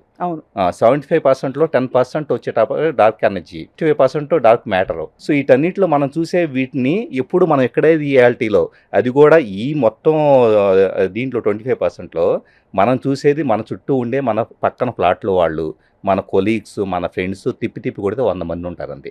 ఈ 100 మందిలో రియాలిటీలో ఉంటే సేమ్ ఇదే రియాలిటీ రేపు రిప్లికేట్ అవుతుంది. సో మనం బేసిక్గా సింపుల్గా చెప్పాలంటే ఈ బాటిల్ వాటర్ చూసి ఇదే సముద్రం అనుకుంటున్నాం. Perfectly. So but okay, so మరి ఆర్టిఫిషియల్ ఇంటెలిజెన్స్ మన ఇప్పుడు ఆల్రెడీ మనకి కొన్ని రీల్స్ చూస్తే సింపుల్గా common man point of view నుంచి అవే వస్తుంటాయి రికమెండేషన్స్. సో ఆల్రెడీ మన data is being constantly decoded and మనకేదో ఒక ట్విన్ సెల్ఫ్ ఈస్ క్రియేటెడ్ ఏఐలో which is not visible to us. అది మన కోసం డెసిషన్స్ తీసి మన ఆలోచనలను కూడా కబళించే పరిస్థితికి వెళ్ళిపోతాం అనే ఒక దారుణమైన కాన్స్పిరసీ థియరీని విన్నాను. ఇది రియలా? ఫస్ట్ మైండ్ ఇదేంటంటే ఫెమిలియారిటీని ఎక్కువగా యాక్సెప్ట్ చేస్తుంది. అంతే కదా, లాజికల్, మేక్ సెన్స్. సో ఎక్కడైతే ఇప్పుడు ఫర్ ఎగ్జాంపుల్ ఏదో పెళ్ళికి వెళ్ళామండి, ఏదో ఫంక్షన్కి వెళ్ళి ఉన్నాం, వెళ్ళంగానే మనం చేసేది ఏంటంటే అక్కడ 100 మంది టోటల్గా ఉంటే కనీసం ఒక్కళ్ళన్నా మనకు తెలిసిన వాళ్ళు ఉన్నారని అటు ఇటు దిక్కులు చూస్తాం. సో అంటే ఫెమిలియర్గా ఉంటే కనుక అప్పుడు మాత్రమే కంఫర్ట్ ఫీల్ అవుతాం. సో ఫెమిలియారిటీ అనేది ఏంటి? నా ఫెమిలియారిటీ నాకు నచ్చే ఇంట్రెస్ట్లో, నాకు నచ్చే ఇప్పుడు యూట్యూబ్లో చూసేవో రీల్స్లో చూసేవో నాకు నచ్చే కంటెంట్. ఫెమిలియారిటీ కనపడంగానే బ్రెయిన్లో వచ్చేటప్పుడు న్యూరల్ నెట్వర్క్స్ మధ్య వెంటనే ఫైరింగ్ జరుగుతూ ఉంటుంది. న్యూరోకెమికల్ యాక్టివిటీ కావచ్చు, ఎలక్ట్రిక్ ఇంపల్సెస్ కానీ పెరుగుతాయి. పెరిగినప్పుడు ఏమవుతుందంటే ఒక్కసారిగా డోపమైన్ రిలీజ్ అవుతుంది. ఓకే, నీకు నచ్చింది ఏదో, నీకు కంఫర్టబుల్ వీడియో చూసావు, రీల్ చూసావు, నీ కంఫర్టబుల్ వ్యక్తి ఏదో రీల్ చేశాడని ఒక్కసారిగా ఏమవుతుందంటే మొత్తం బ్లర్ అయిపోతుంది. బ్లర్ అయిపోయేసి కలిసిన కంటెంట్ మాత్రమే నాకు చూపించబడుతుంది. వాళ్ళు ప్రొఫైలింగ్ చేస్తారు కాబట్టి ఏవైతే ఈ కంపెనీస్ వాళ్ళు అవే చూపిస్తూ ఉన్నారు. నా ఫెమిలియారిటీకి నాకు నచ్చే బై డిఫాల్ట్ నేచర్ ఉంది కాబట్టి నేను దాన్ని కనెక్ట్ అవుతున్నాను. ఇప్పుడు ఏమైంది? నా ఇంటెలిజెన్స్ కోల్పోయాను. నా ఇంటెలిజెన్స్ ఏంటి? ఇదే కాదు ఇంకా చాలా ఉంది. అదే యూట్యూబ్లో, అదే దీంట్లో ప్రాంప్టింగ్ వస్తుంది లోపల నుంచి. ఆ ప్రాంప్టింగ్ ఉంటుంది కానీ ఫెమిలియారిటీ వైపు వెళ్ళిపోతాం, ప్రోగ్రామింగ్ వైపు వెళ్ళిపోతాం. ఎందుకంటే ఫెమిలియారిటీలో కంఫర్ట్ ఉంటుంది కదా. ఫెమిలియారిటీలో వచ్చేటప్పటికి మనకి ఎక్కడ డిస్కంఫర్ట్ ఉండదు. డిస్కంఫర్ట్ మనకి ఇష్టం ఉండదు, మన మైండ్ ఇష్టం ఉండదు. Fear, 100% fear. ఏదో సంథింగ్ వేరే వీడియో చూస్తే, వేరే రీల్ చూస్తే అనవసరం టైం వేస్ట్, అది చూడవచ్చో లేదో, లేకపోతే మనకు నచ్చిద్దో లేదో అని చెప్పేసి ఇది మనకు నచ్చని వ్యక్తి గురించి అని అన్ని పక్కన పెడితే ఎక్కడన్నా ఎవరో వస్తున్నారు, స్వప్న గారు అక్కడి నుంచి నడుచుకుంటా వస్తున్నారు, అతను ఇక్కడ దాకా వచ్చి మన మీద ఏదో దాడి చేస్తాడని భయపడతా ఉంటాను చూసారా. తెలిసిన వాళ్ళైతేనేమో రావాలని చెప్పేసి దగ్గరికి వెళ్ళాలని మనం ఎదురు వెళ్తాం. తెలియని వాళ్ళైతే దగ్గరికి వస్తుంటే ఎంత భయపడతాం చూసారా. ఫెమిలియారిటీకి మనిషి ఎంత అతుక్కుపోతాడు, అది ఎంత మాయ అన్న దానికి ఒక ఎగ్జాంపుల్ అది. సో ఇప్పుడు బ్రెయిన్ వైరింగ్ ఫర్ ఎగ్జాంపుల్, ఈ టైంలో ఎవరో వస్తున్నారు, దాడి చేస్తాడని మీ బ్రెయిన్ వైరింగ్, మీ డిఫెన్స్ మెకానిజం ఏదైతుందో అలర్ట్ చేస్తుంది. ఏదో పాస్ట్ డేటాలో ఏదో అటువంటి వ్యక్తితో దాని పోలిన సంఘటన ఏదో జరుగుంటే అక్కడి నుంచి లాగి చూడబ్బాయి ఎవడో వస్తున్నాడు చూడు అని చెప్పి అలర్ట్ చేస్తుంది. ఎలా బిహేవ్ చేస్తుంది ఇదే టైంలో? ఏం బిహేవ్ చేయదు. ఏ పరంగా వచ్చేటప్పటికి అది సింపుల్గా ఇదే కండిషన్ ఇచ్చేసి, ఏని ఒక మనిషి అనుకున్నాం, ఒక మనిషి అనుకొని నీకు ఈ కండిషన్ ఇస్తే నాకేం సంబంధం లేదు, హ్యాపీగా నేను లాజికల్గా ఆలోచించి లాజికల్లో డెసిషన్ మాత్రం తీసుకుంటా ఉంటుంది. కానీ మనం ఏం చేస్తున్నాం, ఎమోషన్ నుంచి డెసిషన్ తీసుకుంటాం. వెంటనే ఒకసారి బిక్కుమంటానో, లేకపోతే అక్కడి నుంచి మెల్లగా పక్కకి వెళ్ళిపోయేసో, లేకపోతే వస్తే కనుక అతను ఏదో హార్ట్ఫుల్గా ఏదో పాపం అడ్రస్ చెప్పండి అంటాడు. మన అడ్రస్ చెప్పడం కాకుండా అతను మనం ఇచ్చే రెస్పాన్స్ కూడా భయంగా ఉంటుంది. అంటే ఎమోషన్ అనేది అక్కడ మనకి ఇబ్బంది పెట్టింది. మోడర్న్ స్పిరిచువాలిటీ ఏం చేస్తుంటే మీకు నెగిటివ్గా ఉండే ఫియర్ని పాజిటివ్గా మారుస్తుంది తప్ప, పాజిటివ్గా మేబీ నీకు గిఫ్ట్ ఇవ్వడానికి వస్తున్నాడేమో అలా ఆలోచించి అంటుంది తప్ప, అది కూడా ఒక లేబుల్ పెట్టమంటుంది. కానీ ఈ రెండింటికి అతీతంగా, అంతే 100% అతీతం, అసలు ఏమాత్రం ముద్ర లేకుండా మ్యాటర్ ఆఫ్ ఫ్యాక్ట్గా ఉంటుంది. అందుకనే కదా ఇప్పుడు మనకి మనిషి కంటే ఏకి ఎందుకు అడ్వాంటేజ్ అని చెప్పుకుంటున్నాం అంటే, ఏకి ఎమోషన్ లేదు, దానికి భయం లేదు. మనం ఏం చేస్తున్నాం, చిన్నప్పటి నుంచి భయాన్ని, ఓవర్ యాక్షన్ కూడా లేదు కదా ఏఐకి. అంతే, అంటే అన్ని పాజిటివ్గా ఆలోచించాలి. పొద్దున్న లేవగానే కొటేషన్లు వస్తాయండి బోల్డ్, థింక్ పాజిటివ్, బీ పాజిటివ్. అంటే తప్పులేదు, మంచిది, అది మంచి సంకల్పమే. బట్ ఈ సో కాల్డ్ పాజిటివిటీలో మనం ఏం చేస్తాం, అది కూడా ఒక మాయ. వీఆర్ ట్రైంగ్ టు పైన ఆయింట్మెంట్ పోస్తున్నామండి. మీకు లోపల ప్రతి మనిషిలో పాజిటివిటీ అనే వాళ్ళలో లోపల ఆ పాజిటివిటీ పక్కన పెట్టండి. 50, 60, 70 ఇయర్స్ వచ్చేటప్పటికే లోపలన్నీ అగాధాలు ఉంటాయి, లోపలన్నీ మొత్తం స్కార్స్ ఉంటాయి. వీటిని అన్నీ బయటకు వస్తూ ఉంటాయి. ఈ పాజిటివిటీ అన్నీ కొట్టుకుపోయిన తర్వాత వాటిని రిజాల్వ్ చేసుకోకపోతే, ఎప్పటి నుంచి ఎమోషనల్ బ్లాక్స్, మెంటల్ బ్లాక్స్ ఉంటాయి చూసారా, వాటిని రిజాల్వ్ చేసుకోలేకపోతే అది నిజమైన నరకం. చాలా బ్యూటిఫుల్గా చెప్తున్నారు శ్రీధర్ గారు. అయితే మనకి సైకాలజీ, సైకియాట్రీలో కాగ్నిటివ్ బిహేవియర్ థెరపీ అని ఉంది, సిబిటి. ఆ సిబిటి ద్వారా ఏంటంటే మన న్యూరల్ పాత్వేస్ ఇస్తున్న ఇన్ఫర్మేషన్ ఎలా ఇంటర్ప్రిట్ చేస్తుంది brain based on the past data, trauma response నుంచి వస్తుందా, ఎలా వస్తుందని చెప్పి అది మళ్ళీ రీథింక్ చేసే ఒక ఇది ఉంది. అలా మనం ఇలా తయారవడానికి మనకి ఏమైనా టూల్స్ ఉన్నాయా ప్రస్తుతం అవైలబుల్? మనం రీప్రోగ్రామ్ చేసుకోవాలి మన మైండ్ని, లేకపోతే మన వే ఆఫ్ బీయింగ్ని. అందరం ఎలాగో ఫిజికలీ పోతాం, అది వేరే సంగతి. ఉన్నంతకాలం సరే మనం కూడా తోపులం అని తెలుసుకోవడానికి అంతా. అంటే మెయిన్ స్వప్న గారు ఏమవుతుందంటే, morning to evening altered state of consciousness దీన్ని కూడా ఎగ్జాంపుల్. ఇప్పుడు నేను ఫియర్ఫుల్గా ఉన్నాను అనుకోండి, ఫియర్ఫుల్ ఎక్కడి నుంచి స్టార్ట్ అవుతుంది, నా ఫియర్ టువార్డ్స్ ఏంటి, ఫియర్లో ఏముంటాయి. ఇప్పుడు ఫర్ ఎగ్జాంపుల్ ఒక మనిషి మనల్ని యాక్సెప్ట్ చేస్తారో లేదో, మనల్ని జడ్జి చేస్తారేమో, నా నాలెడ్జ్ సరిపోదేమో, ఇలాగ చాలా వాటిలో మన భయాలు ఉంటాయి. లేకపోతే ఎవరిని వచ్చి అటాక్ చేస్తాం, ఇలాంటివి. ఈ ఫియర్ని మీరు అన్నట్లు సిబిటీతోనూ ఇంకో మెథడ్తోనూ రిప్లికేట్ చేయాలనుకుంటే ఎలా చేయగలుగుతామంటే మార్నింగ్ టు ఈవినింగ్ పడుకునేంత వరకు కాన్షియస్లో ఎంత పర్సంటేజ్ ఆఫ్ మీరు ఒక చిన్న ఎగ్జాంపుల్ చెబుతాను. 30 frames per second అనేది చేస్తే 1 సెకండ్ మూవీ వస్తుంది, అంతే కదా? అంతే. ఒక ఫోటోలో నేను హ్యాపీగా ఉన్నా, ఆ పక్క ఫోటోలో కూడా హ్యాపీగా ఉన్నా, 20 ఫోటోల తర్వాత వచ్చేటప్పటికి 20 frames తర్వాత నా ఫేస్ సాడ్గా తయారైంది. ఇలా చేసుకుంటే వెళ్ళిపోతే ఇప్పుడు ఈ క్షణం నా మానసిక స్థితి, నా ఓవరాల్ వెల్బీయింగ్, నా ఇంటర్నల్ స్టేట్ ఆఫ్ మైండ్ ఎలా ఉందంటే చాలా ధైర్యంగా ఉందనుకోండి. ఈ ధైర్యాన్ని నేను రోజంతా మెయింటైన్ చేయగలిగితే, నెల రోజులు, 6 నెలలు, సంవత్సరం పాటు మెయింటైన్ చేయగలిగితే కంప్లీట్ ఇంటర్నల్గా ఉండే సబ్ కాన్షియస్ ప్రోగ్రామింగ్స్ అంతా కొట్టుకుపోతాయి. కానీ నేను ఏం చేస్తున్నాను కాన్షియస్గా నాకు అర్థమైనంత వరకు ఓకే నేను ధైర్యంగా ఉండాలి, ఓకే సో ఇప్పటి నుంచి నేను రీప్రోగ్రామింగ్ చేసుకోవాలి, నా యొక్క పాత దీన్ని చేంజ్ చేసుకోవాలని కాన్షియస్ డెసిషన్ ఎప్పుడు తీసుకోగలుగుతున్నాను, నాకు గుర్తు వచ్చినప్పుడు.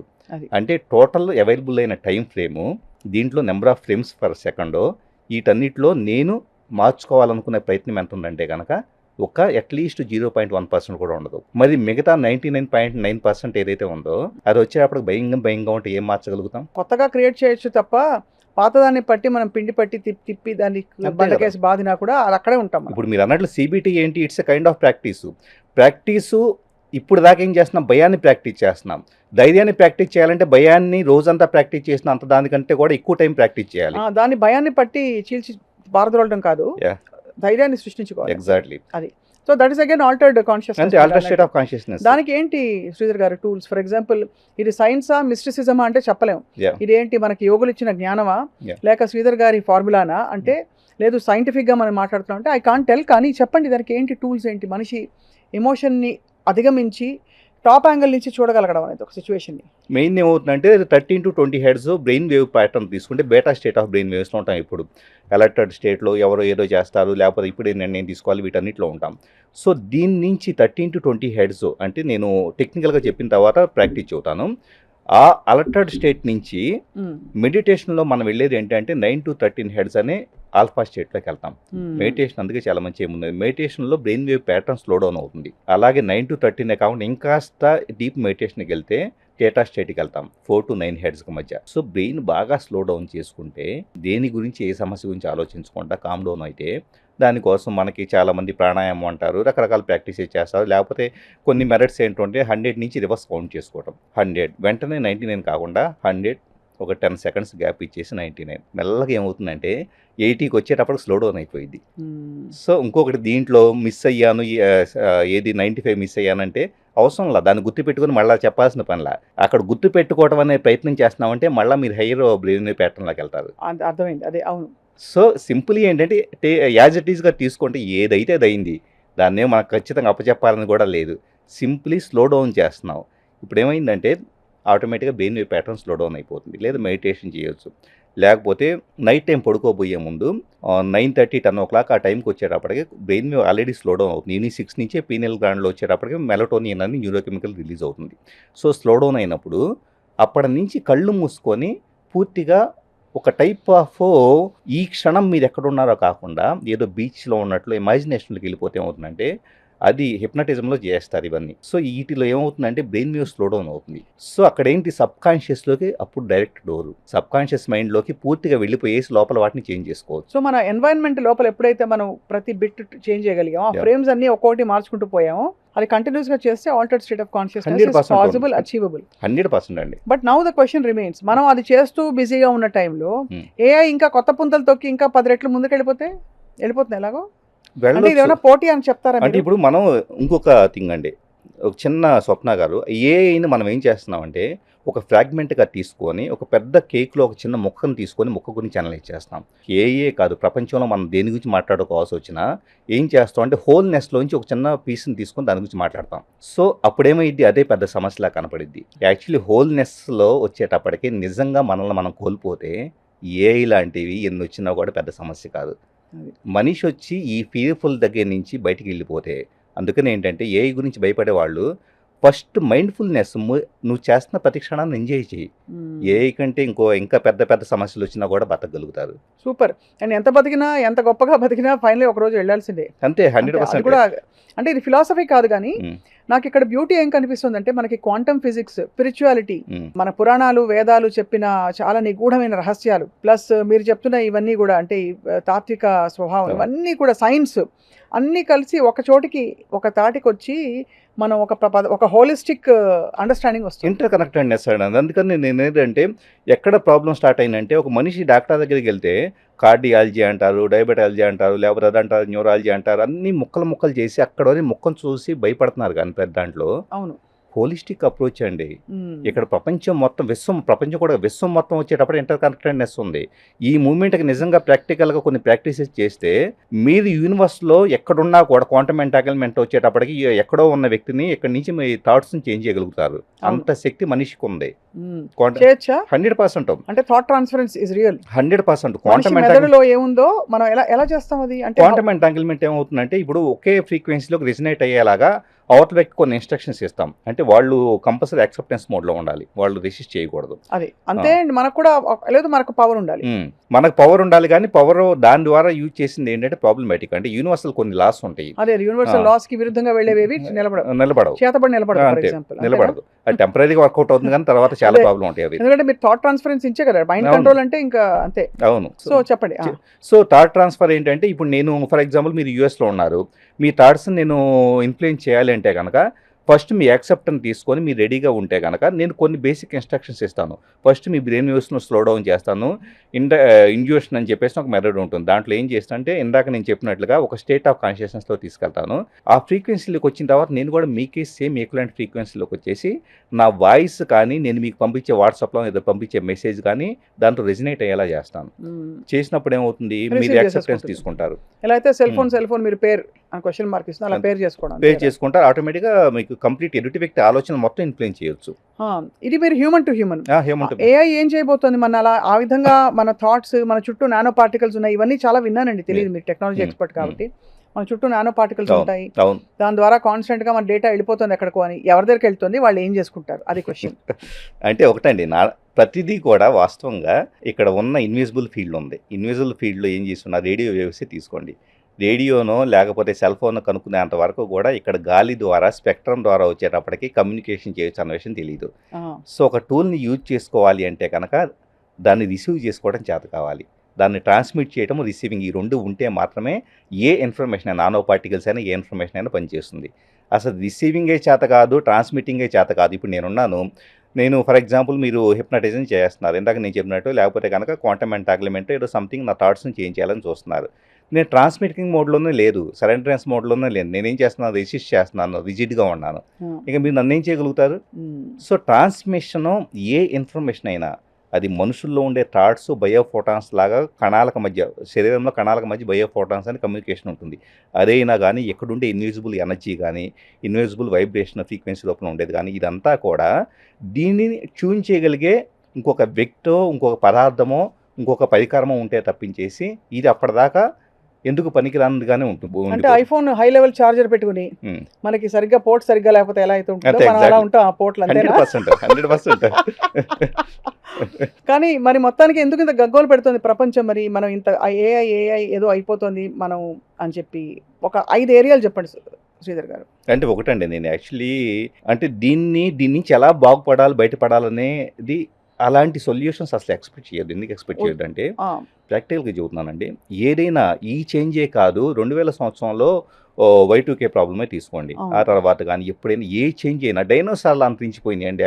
అవి అడాప్ట్ కాలేక డైనోసార్లు అంతరించిపోయినాయి. ఇక్కడ సర్వైవల్ ఆఫ్ ది ఫిట్టెస్ట్ నువ్వు బతకగలిగితే నీ శక్తియుక్తుల్ని నువ్వు లేదా డైమెన్షన్ మార్చుకో, ఇందాక చెప్పిన ఆల్టర్డ్ స్టేట్కి వెళ్ళిపో, లేదా నువ్వు వేరే పాత్ను మార్చుకో, నాలెడ్జీ పెంచుకో. నాలెడ్జీకి వాల్యూ లేకపోతే ఇంకొక రకంగా బతుకు. అంటే బతకడానికి సంబంధించి ఆల్రెడీ ఈ రోజు ఉన్న చిత్రం ఏదైతే ఉందో, ఇలాగే బతకాలనేది ఇది మొత్తం మారిపోతుంది. ఆ మార్పుకు సిద్ధం అవ్వు. ఆల్టర్డ్ స్టేట్ లో సాధ్యం. అంతే. ఎందుకంటే మనం అనుకుంటాం కదా, ఇప్పుడు నెక్స్ట్ నేనేంటి ఇది కాబట్టి ఏం చేస్తానని. ఆల్టర్డ్ స్టేట్ వెళ్ళినప్పుడు కొత్త సొల్యూషన్స్ వస్తాయి, పాసిబిలిటీస్ వస్తాయి. ఎగ్జాక్ట్లీ. కంఫర్ట్ జోన్ నుండి మనం ఏం చేస్తున్నాం, నాకు ఇలాగే ఉండాలి, పొద్దున్నే లేదు సాయంత్రం దాకా ఇట్లాగే ఉండాలని దీన్ని మాత్రమే రిప్లికేట్ చేయాలని చూస్తాం. దీనికి ఏదైనా చేంజ్ వస్తే భయపడుతున్నాం. ఎందుకు చేంజ్‌కి భయపడటం? కంప్లీట్ అసలు రాత్రికి రాత్రి రేపు తెల్లారి లేస్తే మొత్తం చేంజ్ అయిపోయింది అనుకోండి. ఓకే. Be ready. ఏమైద్ది? నష్టం ఏంటి? సో, అక్కడ నుంచే మనిషి ఎవల్యూషన్ స్టార్ట్ అవుతుంది. ఇక్కడ ఒక విషయం స్వప్న గారు అద్భుతంగా చెప్పారు. ఈ పాయింట్ నేను హెడ్డింగ్‌లో పెట్టుకుంటా. యాహ్! ఎక్కడైతే అక్కడ మనకి ఆ సవాలొచ్చి పడతాం ఎక్స్‌ట్రీమ్‌కి. అక్కడ అక్కడ ఎవల్యూషన్ ఎవల్యూషన్. అంతే. Because without any revolution there is no evolution. అంతే. రెవల్యూషన్ దగ్గర నుంచే చేంజ్ స్టార్ట్ అయిపోతుంది. అదే. సో, ఎప్పుడైతే మనిషి అంటే యూనివర్స్ ఒకటి చాలామంది అనుకుంటూ ఉంటారు. ఇదేంటి మనకే ఈ ప్రాబ్లమ్స్ వస్తాయి. ఇందాక నేను చెప్పినట్లుగా ఒకటే గుర్తుపెట్టుకోవాలి. ఏ మనిషి అయినా కూడా విశ్వం అనేది మనుషుల కోసం ఒక్కళ్ళ కోసం లేదు. రెండోది యూనివర్స్‌లో ఎనర్జీస్ నిజంగా క్వాంటమ్ ఫిజిక్స్ స్టడీ చేశాక అర్థమవుతూ ఉంటే ఈ పర్టిక్యులర్ విశ్వవ్యాప్తంగా కూడా ఎన్నో మార్పులు ఇలాంటి కాంబినేషన్స్ అన్ని జరుగుతూ ఉన్నాయి ఏవైతే ఉన్నాయో వాటి పట్ల మన పర్సెప్షన్ పెరిగితే కాన్షియస్నెస్ ఎక్స్పాండ్ అయితే మనం ఎంత చెప్పండి. మనిషి నేనేదో సెల్ఫ్ సెంట్రిక్ అహం ద్వారా అదే. నా అహానికి, నా యొక్క కంఫర్ట్‌కి, నా యొక్క సౌకర్యాలకి, నాకుండే డబ్బుకి, నాకుండే పరిచయాలకు నష్టం జరగకూడదు అనుకుంటున్నాడు కానీ అంటే విశ్వంలో ఎన్ని జీవజాతులు చచ్చిపోతూ ఉన్నాయి, అంతరించిపోతూ ఉన్నాయి. లేకపోతే కనుక ఇంకో ఫామ్ మార్చుకొని ఇంకాస్త బలంగా దోమలు ఉన్నాయి. చిన్న ఎగ్జాంపుల్. సో, దోమలు వచ్చేటప్పుడు ఒకప్పుడు బ్యాటరీలతో చచ్చిపోయి రకరకాలుగా ఉండేవి. ఇప్పుడు అవి ఇంకాస్త బలిష్టంగా తయారైపోయినాయి. సో, మనిషి తను ఎవాల్వ్ చేసుకోవాలి కదా. చాలా వ్యాలిడ్ పాయింట్ చెప్పారు. మీరు చెప్తుంటేనే నాకు ప్యారలల్ ప్రాసెసింగ్ జరుగుతుంది. అంటే మనం ఎంత కుంచుకుపోయిన బుజ్జి ప్రపంచాల్లో బతికేసి ఇదే జీవితంలో అనుకుంటున్నాం అని చెప్పి, బట్ దాని నుంచి ఒక పెద్ద ఛాలెంజ్ మన అసలు సత్తా ఏంటో అంతే. చూడు బస్తీ మీద సవాల్ అన్నట్టు ఆ పరిస్థితులు అయితే రాబోతున్నాయి. యూనివర్స్ ఖచ్చితంగా టెస్ట్ చేస్తుందండి. ఫస్ట్ ఒకటి గుర్తుపెట్టుకోండి. యూనివర్స్ ఎక్కడ కూడా ఒకే దగ్గర ఒక ఫార్మేషన్ ఉందనుకోండి, రెండు ఉంటే డిజార్డర్ని కేయాస్ క్రియేటెడ్ ఎప్పుడైనా యూనివర్స్లో చిన్న ఎగ్జాంపుల్ చెబుతానండి. అల్మారాలో బట్టలు పెట్టుకుంటాం. సో, అన్ని గందరగోళంగా పడిపోయి ఉంటాయి. ఒకరోజు ఏం చేస్తాం, అన్నిటిని తీసి కింద పడేసి మళ్ళీ సర్దుకుంటాం. అంటే ఏం జరిగింది, గందరగోళం దగ్గర నుంచి డిజార్డర్ నుంచి ఆర్డర్లోకి పెట్టాం. సో, ఇది వర్కౌట్ కావట్లేదు. ఈ కాంబినేషన్ వర్కౌట్ కావట్లేదు. మీరు ఛానలింగ్ గురించి మీరు ఒక సందర్భంలో మాట్లాడారు కాబట్టి చెబుతున్నాను. ఏలియన్స్ని ఛానలైజ్ చేసి ఏంటి భూమి మీద అర్జెంటుగా సెట్ చేయాల్సింది, అసలు మనుషుల మధ్య ఏం జరగాలని చెప్పేసి అడిగితే వచ్చిన ఆన్సర్ మనుషుల హృదయాలని సరిచేయాలి వచ్చిందా. అంటే ఏలియన్స్కి అసలు ఆ కాన్సెప్టే ఉండదు కదా. వాళ్ళకి ఎలా అంటే హృదయాలు వాళ్ళు ఏలియన్స్ వచ్చేటప్పటికే first of all they are the protectors of us. చాలా మంది హ్యూమన్ రేస్ కి సపోర్ట్ చేస్తారు. ఏలియన్సా నిజంగానా? మీకు ఎలా 100% తెలుసు శ్రీధర్? అంటే మీకు ఎలా తెలుసు అంటే మీ నాకు క్వాలిఫికేషన్ అర్థం అడగట్లే. yeah. What is your evidence అంటే బేస్డ్? నాకు ఎవరైతే కనుక ఇంటర్నేషనల్గా వచ్చేటప్పటికి డిఫరెంట్ డైమెన్షన్స్ ఆఫ్ లైఫ్లో బతికి ప్లస్ వేరే అంటే ప్రీవియస్ బర్త్లకు సంబంధించేసి కూడా అవగాహన శక్తి ఉన్నవాళ్ళు కొంతమంది ఇంటర్నేషనల్గా ఉండేవాళ్ళు నేను మెయిల్స్ ద్వారా అప్రోచ్ చేసి ఉన్నాను. అప్రోచ్ చేసి వాళ్ళతో కమ్యూనికేట్ చేయడం అలా చేస్తూ ఉంటాను.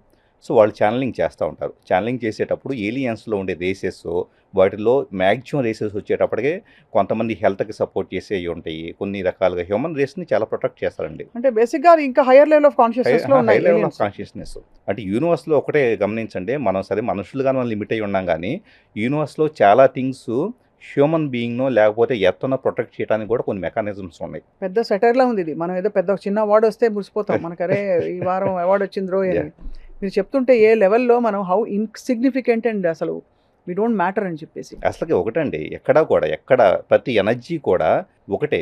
ఈ కాంబినేషన్ చాలామంది ఇంకొకటి ఏమనుకుంటారంటే మనకేదో శత్రువులు ఉండాలనుకుంటారు. విశ్వంలో శత్రుత్వం ఏది ఉండదండి, డిజార్డర్ మాత్రమే ఉంటుంది. నువ్వు ఆర్డర్లో లేవు, నువ్వు తీసుకెళ్ళి ఆర్డర్లో పెడతారు అంతే అంతే. ఎవరైనా. ఇప్పుడు ఒక శత్రువు ఫర్ ఎగ్జాంపుల్ నా మీదే వ్యక్తిగతంగా శత్రువు ఉండాలనుకోండి, ఆ శత్రువు ఎందుకు నా మీద అటాక్ చేయగలుగుతున్నాడు, నాలో నేను అహానికి పోయేసి ఆ వ్యక్తి తిట్టినా కానీ ఏం చేసినా కూడా నేను ఫీల్ అవుతున్నాను అనుకోండి. అతను తిట్టదాన్ని బ్లేమ్ చేస్తున్నాను కానీ నా లోపల అతను తిడుతుంటే నేను ఫీల్ అవుతున్నాను కదా, నా ఇగోని నేను సరి చేసుకోవడం ఒక అవకాశం. అంతే. అలా అది altered state of consciousness Exactly. ఉంటే అలా కనిపిస్తుంది. ఎగ్జాక్ట్లీ. సిబిటీలో ఉన్న కూడా అలా కనిపిస్తుంది. అవును ఫ్రాంక్లీ స్పీకింగ్ అవును. చిన్న లెవెల్లో అవును. అది. So point very well noted Sridhar గారు. ఇప్పుడు ఏలియన్స్ గురించి చెప్పారు మనకి మిత్రులు అందరూ యా చెప్పి, మన మీద ఏలియన్స్ అటాక్ చేయబోతున్నారు అనేది కాదు. ఈ ఏఐ వ్యాప్తిలో కూడా ఏలియన్స్ పాత్ర ఉందా కొంత? ఉండొచ్చు. ఎందుకంటే హైయర్ కాన్షియస్నెస్ తీసుకుంటే ఎప్పుడైనా కూడా ఇన్ఫర్మేషన్ రకరకాలుగా వస్తుందండి. ఇప్పుడు ఫర్ ఎగ్జాంపుల్ మనం హరప్పాగా లేకపోతే ఇక్కడ మనం రకరకాల టెంపుల్స్ ఇవన్నీ చూస్తూ ఉంటాం కదా. ఎప్పుడో ఒక పర్టికులర్ తిది రోజు అక్కడికే విగ్రహం మీదకి సూర్యుడు వచ్చేలాగా ప్రసరించేలాగా ఏర్పాటు చేయబడింది అనుకున్నాం. ఒక 1000 సంవత్సరాల క్రితం కట్టిన గుడి అవును అంతే కదా. అనుకున్నాం. అవును అది ఇప్పటికే సేమ్ అలాగే జరుగుతుందంటే ఎంత లెవెల్ ఆఫ్ ఇంటెలిజెన్స్ ఉంటే జరిగింది. అదే ఆ కదా. లెవెల్ ఆఫ్ ఇంటెలిజెన్స్ ఎక్కడి నుంచి వచ్చింది, అది హ్యూమన్ బీయింగ్కి వచ్చింది కాదు. ఎప్పుడైతే మీరు ఆల్టర్ స్టేట్లోకి వెళ్తారో యూనివర్సల్ ఇంటెలిజెన్స్ వచ్చేటప్పటికి వాళ్ళు అంటూ ఉంటారు, నేను నిద్రపోతుంటే దేవత వచ్చింది, వాళ్ళు వచ్చారు, వీళ్ళు వచ్చారు, మాకు ఇది చెప్పారు, అలా కట్టమని చెప్పారు, ఇలా కట్టమని చెప్పేసి అంటారు శిల్పులు కానీ వీళ్ళంతా. సో ఎక్కడి నుంచి వచ్చిందంటే కనుక హై లెవెల్ ఆఫ్ కాన్షియస్ నుంచి వచ్చిన ఇన్ఫర్మేషన్. అదే ఇన్ఫర్మేషన్ ఈరోజు ఏఐని కూడా క్రియేట్ చేయొచ్చు. ఎవరైతే ఏఐని క్రియేట్ చేసి ఫస్ట్ థాట్ వచ్చిందో ఆటోమేటిక్గా వాళ్ళకి ఈ టైప్ ఆఫ్ ఇన్ఫర్మేషన్ అనేది ఛానలైజ్ ద్వారా వచ్చేసి ఉండొచ్చు. బట్ అది ఒరిజినల్ క్రియేటివ్ కదా, original and creative. Oh. AI is just nothing but a manifestation of what is already created కదా. Already manifestation of the already created అంటే మనం 3 డైమెన్షన్ రియాలిటీలో ఉన్నప్పుడు ఇక్కడ నా లాజికల్ మైండ్ నాది గొప్పదని ఫీల్ అవుతున్నారు. ఇప్పుడు మనిషి ఏం చేస్తున్నాడు, నా లాజికే గొప్పది, నాకు మించినాడు లేడు, నేను రిప్లికేట్ చేస్తాను విశ్వం అంటున్నప్పుడు నీ లాజిక్ ఎందుకు పనికిరాదురా బాబు అని చెప్పేసి ఫస్ట్ ప్రూవ్ చేయాల్సిన బాధ్యత ఉంది కదా. అందుకని ఏ వచ్చేసి నీ లాజిక్ ఎందుకు పనికిరాదు, జస్ట్ ఓకే నీ లాజిక్ని తీసి పక్కన పెట్టేసి నువ్వు హైయర్ లెవెల్కి వెళ్ళు అని చెప్పేసి ఒక ఛాన్స్ ఇస్తుంది. కరెక్టే, అవును, అంతే కదా. అంతే, అంటే అండర్స్టాండింగ్ చేసుకునే దీంట్లో అండి. ఎందుకంటే ఇప్పటికీ కూడా దీన్ని ప్రమాదంలా చూస్తున్నాం, కానీ ఇప్పుడు మనం డిస్కస్ చేసుకున్న ఇన్ని డైమెన్షన్స్తో తీసుకువెళ్ళి చూస్తే కనుక నిజంగా మనిషి ఇంకా ఎవాల్వ్ కావడానికి స్కోప్ ఉంది. మనిషి నేను ఇక్కడ ఫీర్ఫుల్గా ఉంటే నాకు ఫీరే వస్తుందండి, రెస్పాన్స్ కూడా, నా యాక్షన్ కూడా ఫీర్ఫుల్గానే ఉంటుంది. అలా కాకుండా నేను మల్టిపుల్ డైమెన్షన్స్లో అటు వెళ్ళి ఇటు వెళ్ళేసి ఓకే ఇదేమై ఉంటుంది, యూనివర్సల్ మేనిఫెస్టేషన్స్ ఎలా ఉంటాయి, యూనివర్సల్ డైనమిక్స్ ఎలా ఉంటాయి, నన్ను యాజ్ ఏ హ్యూమన్ బీయింగ్ ఎలా ఎవాల్వ్ చేసుకుంటాను అనే కండిషన్ నేను వచ్చాను అనుకోండి, అప్పుడు you will have new possibilities. మనిషి ఎదుగుతాడు, మనిషి సొంతలో ఉండే శక్తి మొత్తాన్ని కూడా బయటికి తీసే అవకాశం. దేవుడు, రిలీజియస్ ఇన్స్టిట్యూషన్స్, వీటికి ఏమవుతుందండి ఏఐ కంప్లీట్గా అది ఫుల్ స్ట్రెంగ్త్తో మనకి కనిపించిన తర్వాత. వాస్తవంగా దేవుడు లేకపోతే ఇవన్నీ కూడా నమ్మకాలు కానీ ఇవంతా మనుషులు నమ్మకాల ద్వారా కోల్పోతున్నాం అనే భావనకు వచ్చే అవకాశం త్వరలో ఉందండి. ఉందా? ఖచ్చితంగా ఉంది. అంటే రిలీజియన్ అండ్ రిలీజియస్ ఇన్స్టిట్యూషన్స్కి తప్పకుండా ఒక సవాల్ ఉంటుంది. ఎందుకంటే రిలీజియన్ ఎప్పుడు ఉంటుందంటే మనిషి ఎగ్జిస్టెన్స్ అనేది ఉన్నంత కాలమే రిలీజియన్ ఉంటుందండి. మనిషి సర్వైవల్ ఇన్స్టింక్ట్స్ ఎలాంటివో లేకపోతే ఇలాంటివి ఉన్నంత కాలమే ఉంటుంది. ఇప్పుడు ఇంకొకటి వచ్చి కబళిస్తుంది అనుకోండి, రిలీజియన్గా వెళ్ళేసేసి నేను దండం పెట్టుకుంటాను, లేకపోతే నేను పూజ చేస్తాను, లేకపోతే ఇంకొక రిలీజియన్ ఒక రకంగా చేస్తానంటే కనుక అతనికి అంత వెళ్ళి టైం స్పెండ్ చేసే అంత ఇది కూడా ఉండదు. ఎందుకు ఉండదు, మనిషి సర్వైవల్లో ఉన్నాడు కాబట్టి. నమ్మకం ఎక్కడ వస్తుంది, ఒకటి భయంలో ఉన్నా వచ్చింది, భయం వచ్చేటప్పటికి భయపడతా కూర్చుంటే ఇక్కడ ఏం పరిస్థితులు మారవు. సో అది నీ ఇండివిజువల్ బ్రెయిన్ కాదు. వన్ మోర్ థింగ్ ఏంటంటే నీకు వచ్చి ఒక్కడికి వచ్చిన సమస్య కాదు, అక్కడ టోటల్ మాస్గా వచ్చింది. సో నువ్వు ఒక్కడు వెళ్ళి దండం పెట్టుకుంటే అక్కడ మొత్తం ఏం చేంజ్ కాదు. సో ఇప్పుడు ఏంటి, రెండోది దండం పెట్టుకోవడానికి నేను ప్రశాంతంగా వెళ్ళి మొత్తం గడుపు నిండేసి నేను షాపింగ్లు చేసుకుంటా, సాయంత్రం ఎక్కడికో వెళ్ళేసి పూజ చేసుకుంటాను అనుకోండి, అంత టైం ఇప్పుడు లేదు. మనిషి తనను తాను ఆలోచించుకోవాలి. మరి అలాంటప్పుడు నమ్మకానికి ఎక్కడ ఉంది, నమ్మకం కన్నా కూడా ఒక రకమైంది ఏంటంటే ట్రాన్సెండెంట్కి వెళ్ళడానికి తనను తాను అహాన్ని కోల్పోయే స్టేజ్ అవసరం అవుతుంది. అది అంటే మనం ఏదైతే హైయెస్ట్ ఫిలాసఫీ అని చెప్పామో, ఎగ్జాక్ట్లీ సారాంశం ప్రతి విధానంలో దాని ఎసెన్స్ ఏదైతే ఉందో అదేమిటి, అన్ని ఈ కామక్రోధ లోభ మోహ మదమాత్సర్యాలను వదిలేయడం and becoming one with the universal frequency consciousness. అదే కదా, పర్ఫెక్ట్ చెప్పారండి. ఎందుకంటే ఈ నమ్మకాలన్నీ ఏం చేస్తున్నాయి అంటే మనుషుల్ని ఒక లెవెల్ ఆఫ్ కాన్షియస్నెస్లో ఇరికించేలాగా చేస్తున్నాయి. కంఫర్ట్ జోన్లోకి తోస్తున్నాయి, అక్కడక్కడ తచ్చాడి కొట్టుకుని పీక్కుని అదే జరుగుతుంది. ఇప్పుడు నేను డిపెండెన్సీ పెరుగుతుంది. నేను ఏం చేస్తున్నాను, నాకంటే సూపర్ పవర్ ఎవరు ఉన్నారని చెప్పేసి నేను డిపెండెన్సీ పెంచుకుంటున్నాను. ఓకే నాకేం జరిగింది అతనే చూసుకుంటాడని అనుకుంటున్నాను అనుకోండి. ఇప్పుడు ఏమైంది, నేను ఎప్పుడూ కూడా నా సొంత శక్తిని గ్రహించకుండా నేను ఒక పారాసైట్ లాగా ఉంటున్నాను. ఇప్పుడు ఏం జరుగుతుంది, దీంట్లో ఫస్ట్ నీకు అంత స్పేస్ కూడా ఉండదు, ఆ టైం కూడా ఉండదు. ఫస్ట్ నీ గురించి నువ్వు ఆలోచించుకోవాలి అనుకున్నప్పుడు, నా గురించి ఆలోచించుకోవాలంటే డిపెండ్ అవడానికి కూడా లేదు. ఇప్పుడు ఏం చేస్తున్నట్టు అన్నీ పక్కన పెట్టేసి నన్ను నేను యూనివర్స్లో ఎలా మెజ్జి చేసుకోవాలో నా సొంత ప్రాక్టీసెస్ నేను చేసుకుంటాను. అది చూడడానికి రెబెలియస్గా రెవల్యూషనరీగా కనిపిస్తుంది, కానీ బట్ యాక్చువల్లీ దానిలో ఒక డీపర్ ఇంటెలిజెన్స్ ఉంది. ఎప్పుడు రెబెలియస్గా ఉంటుందంటే మనం ఒక్కళ్ళని అది ఫాలో అవుతుంటే కనుక రెబెలియస్గా ఉంటుంది.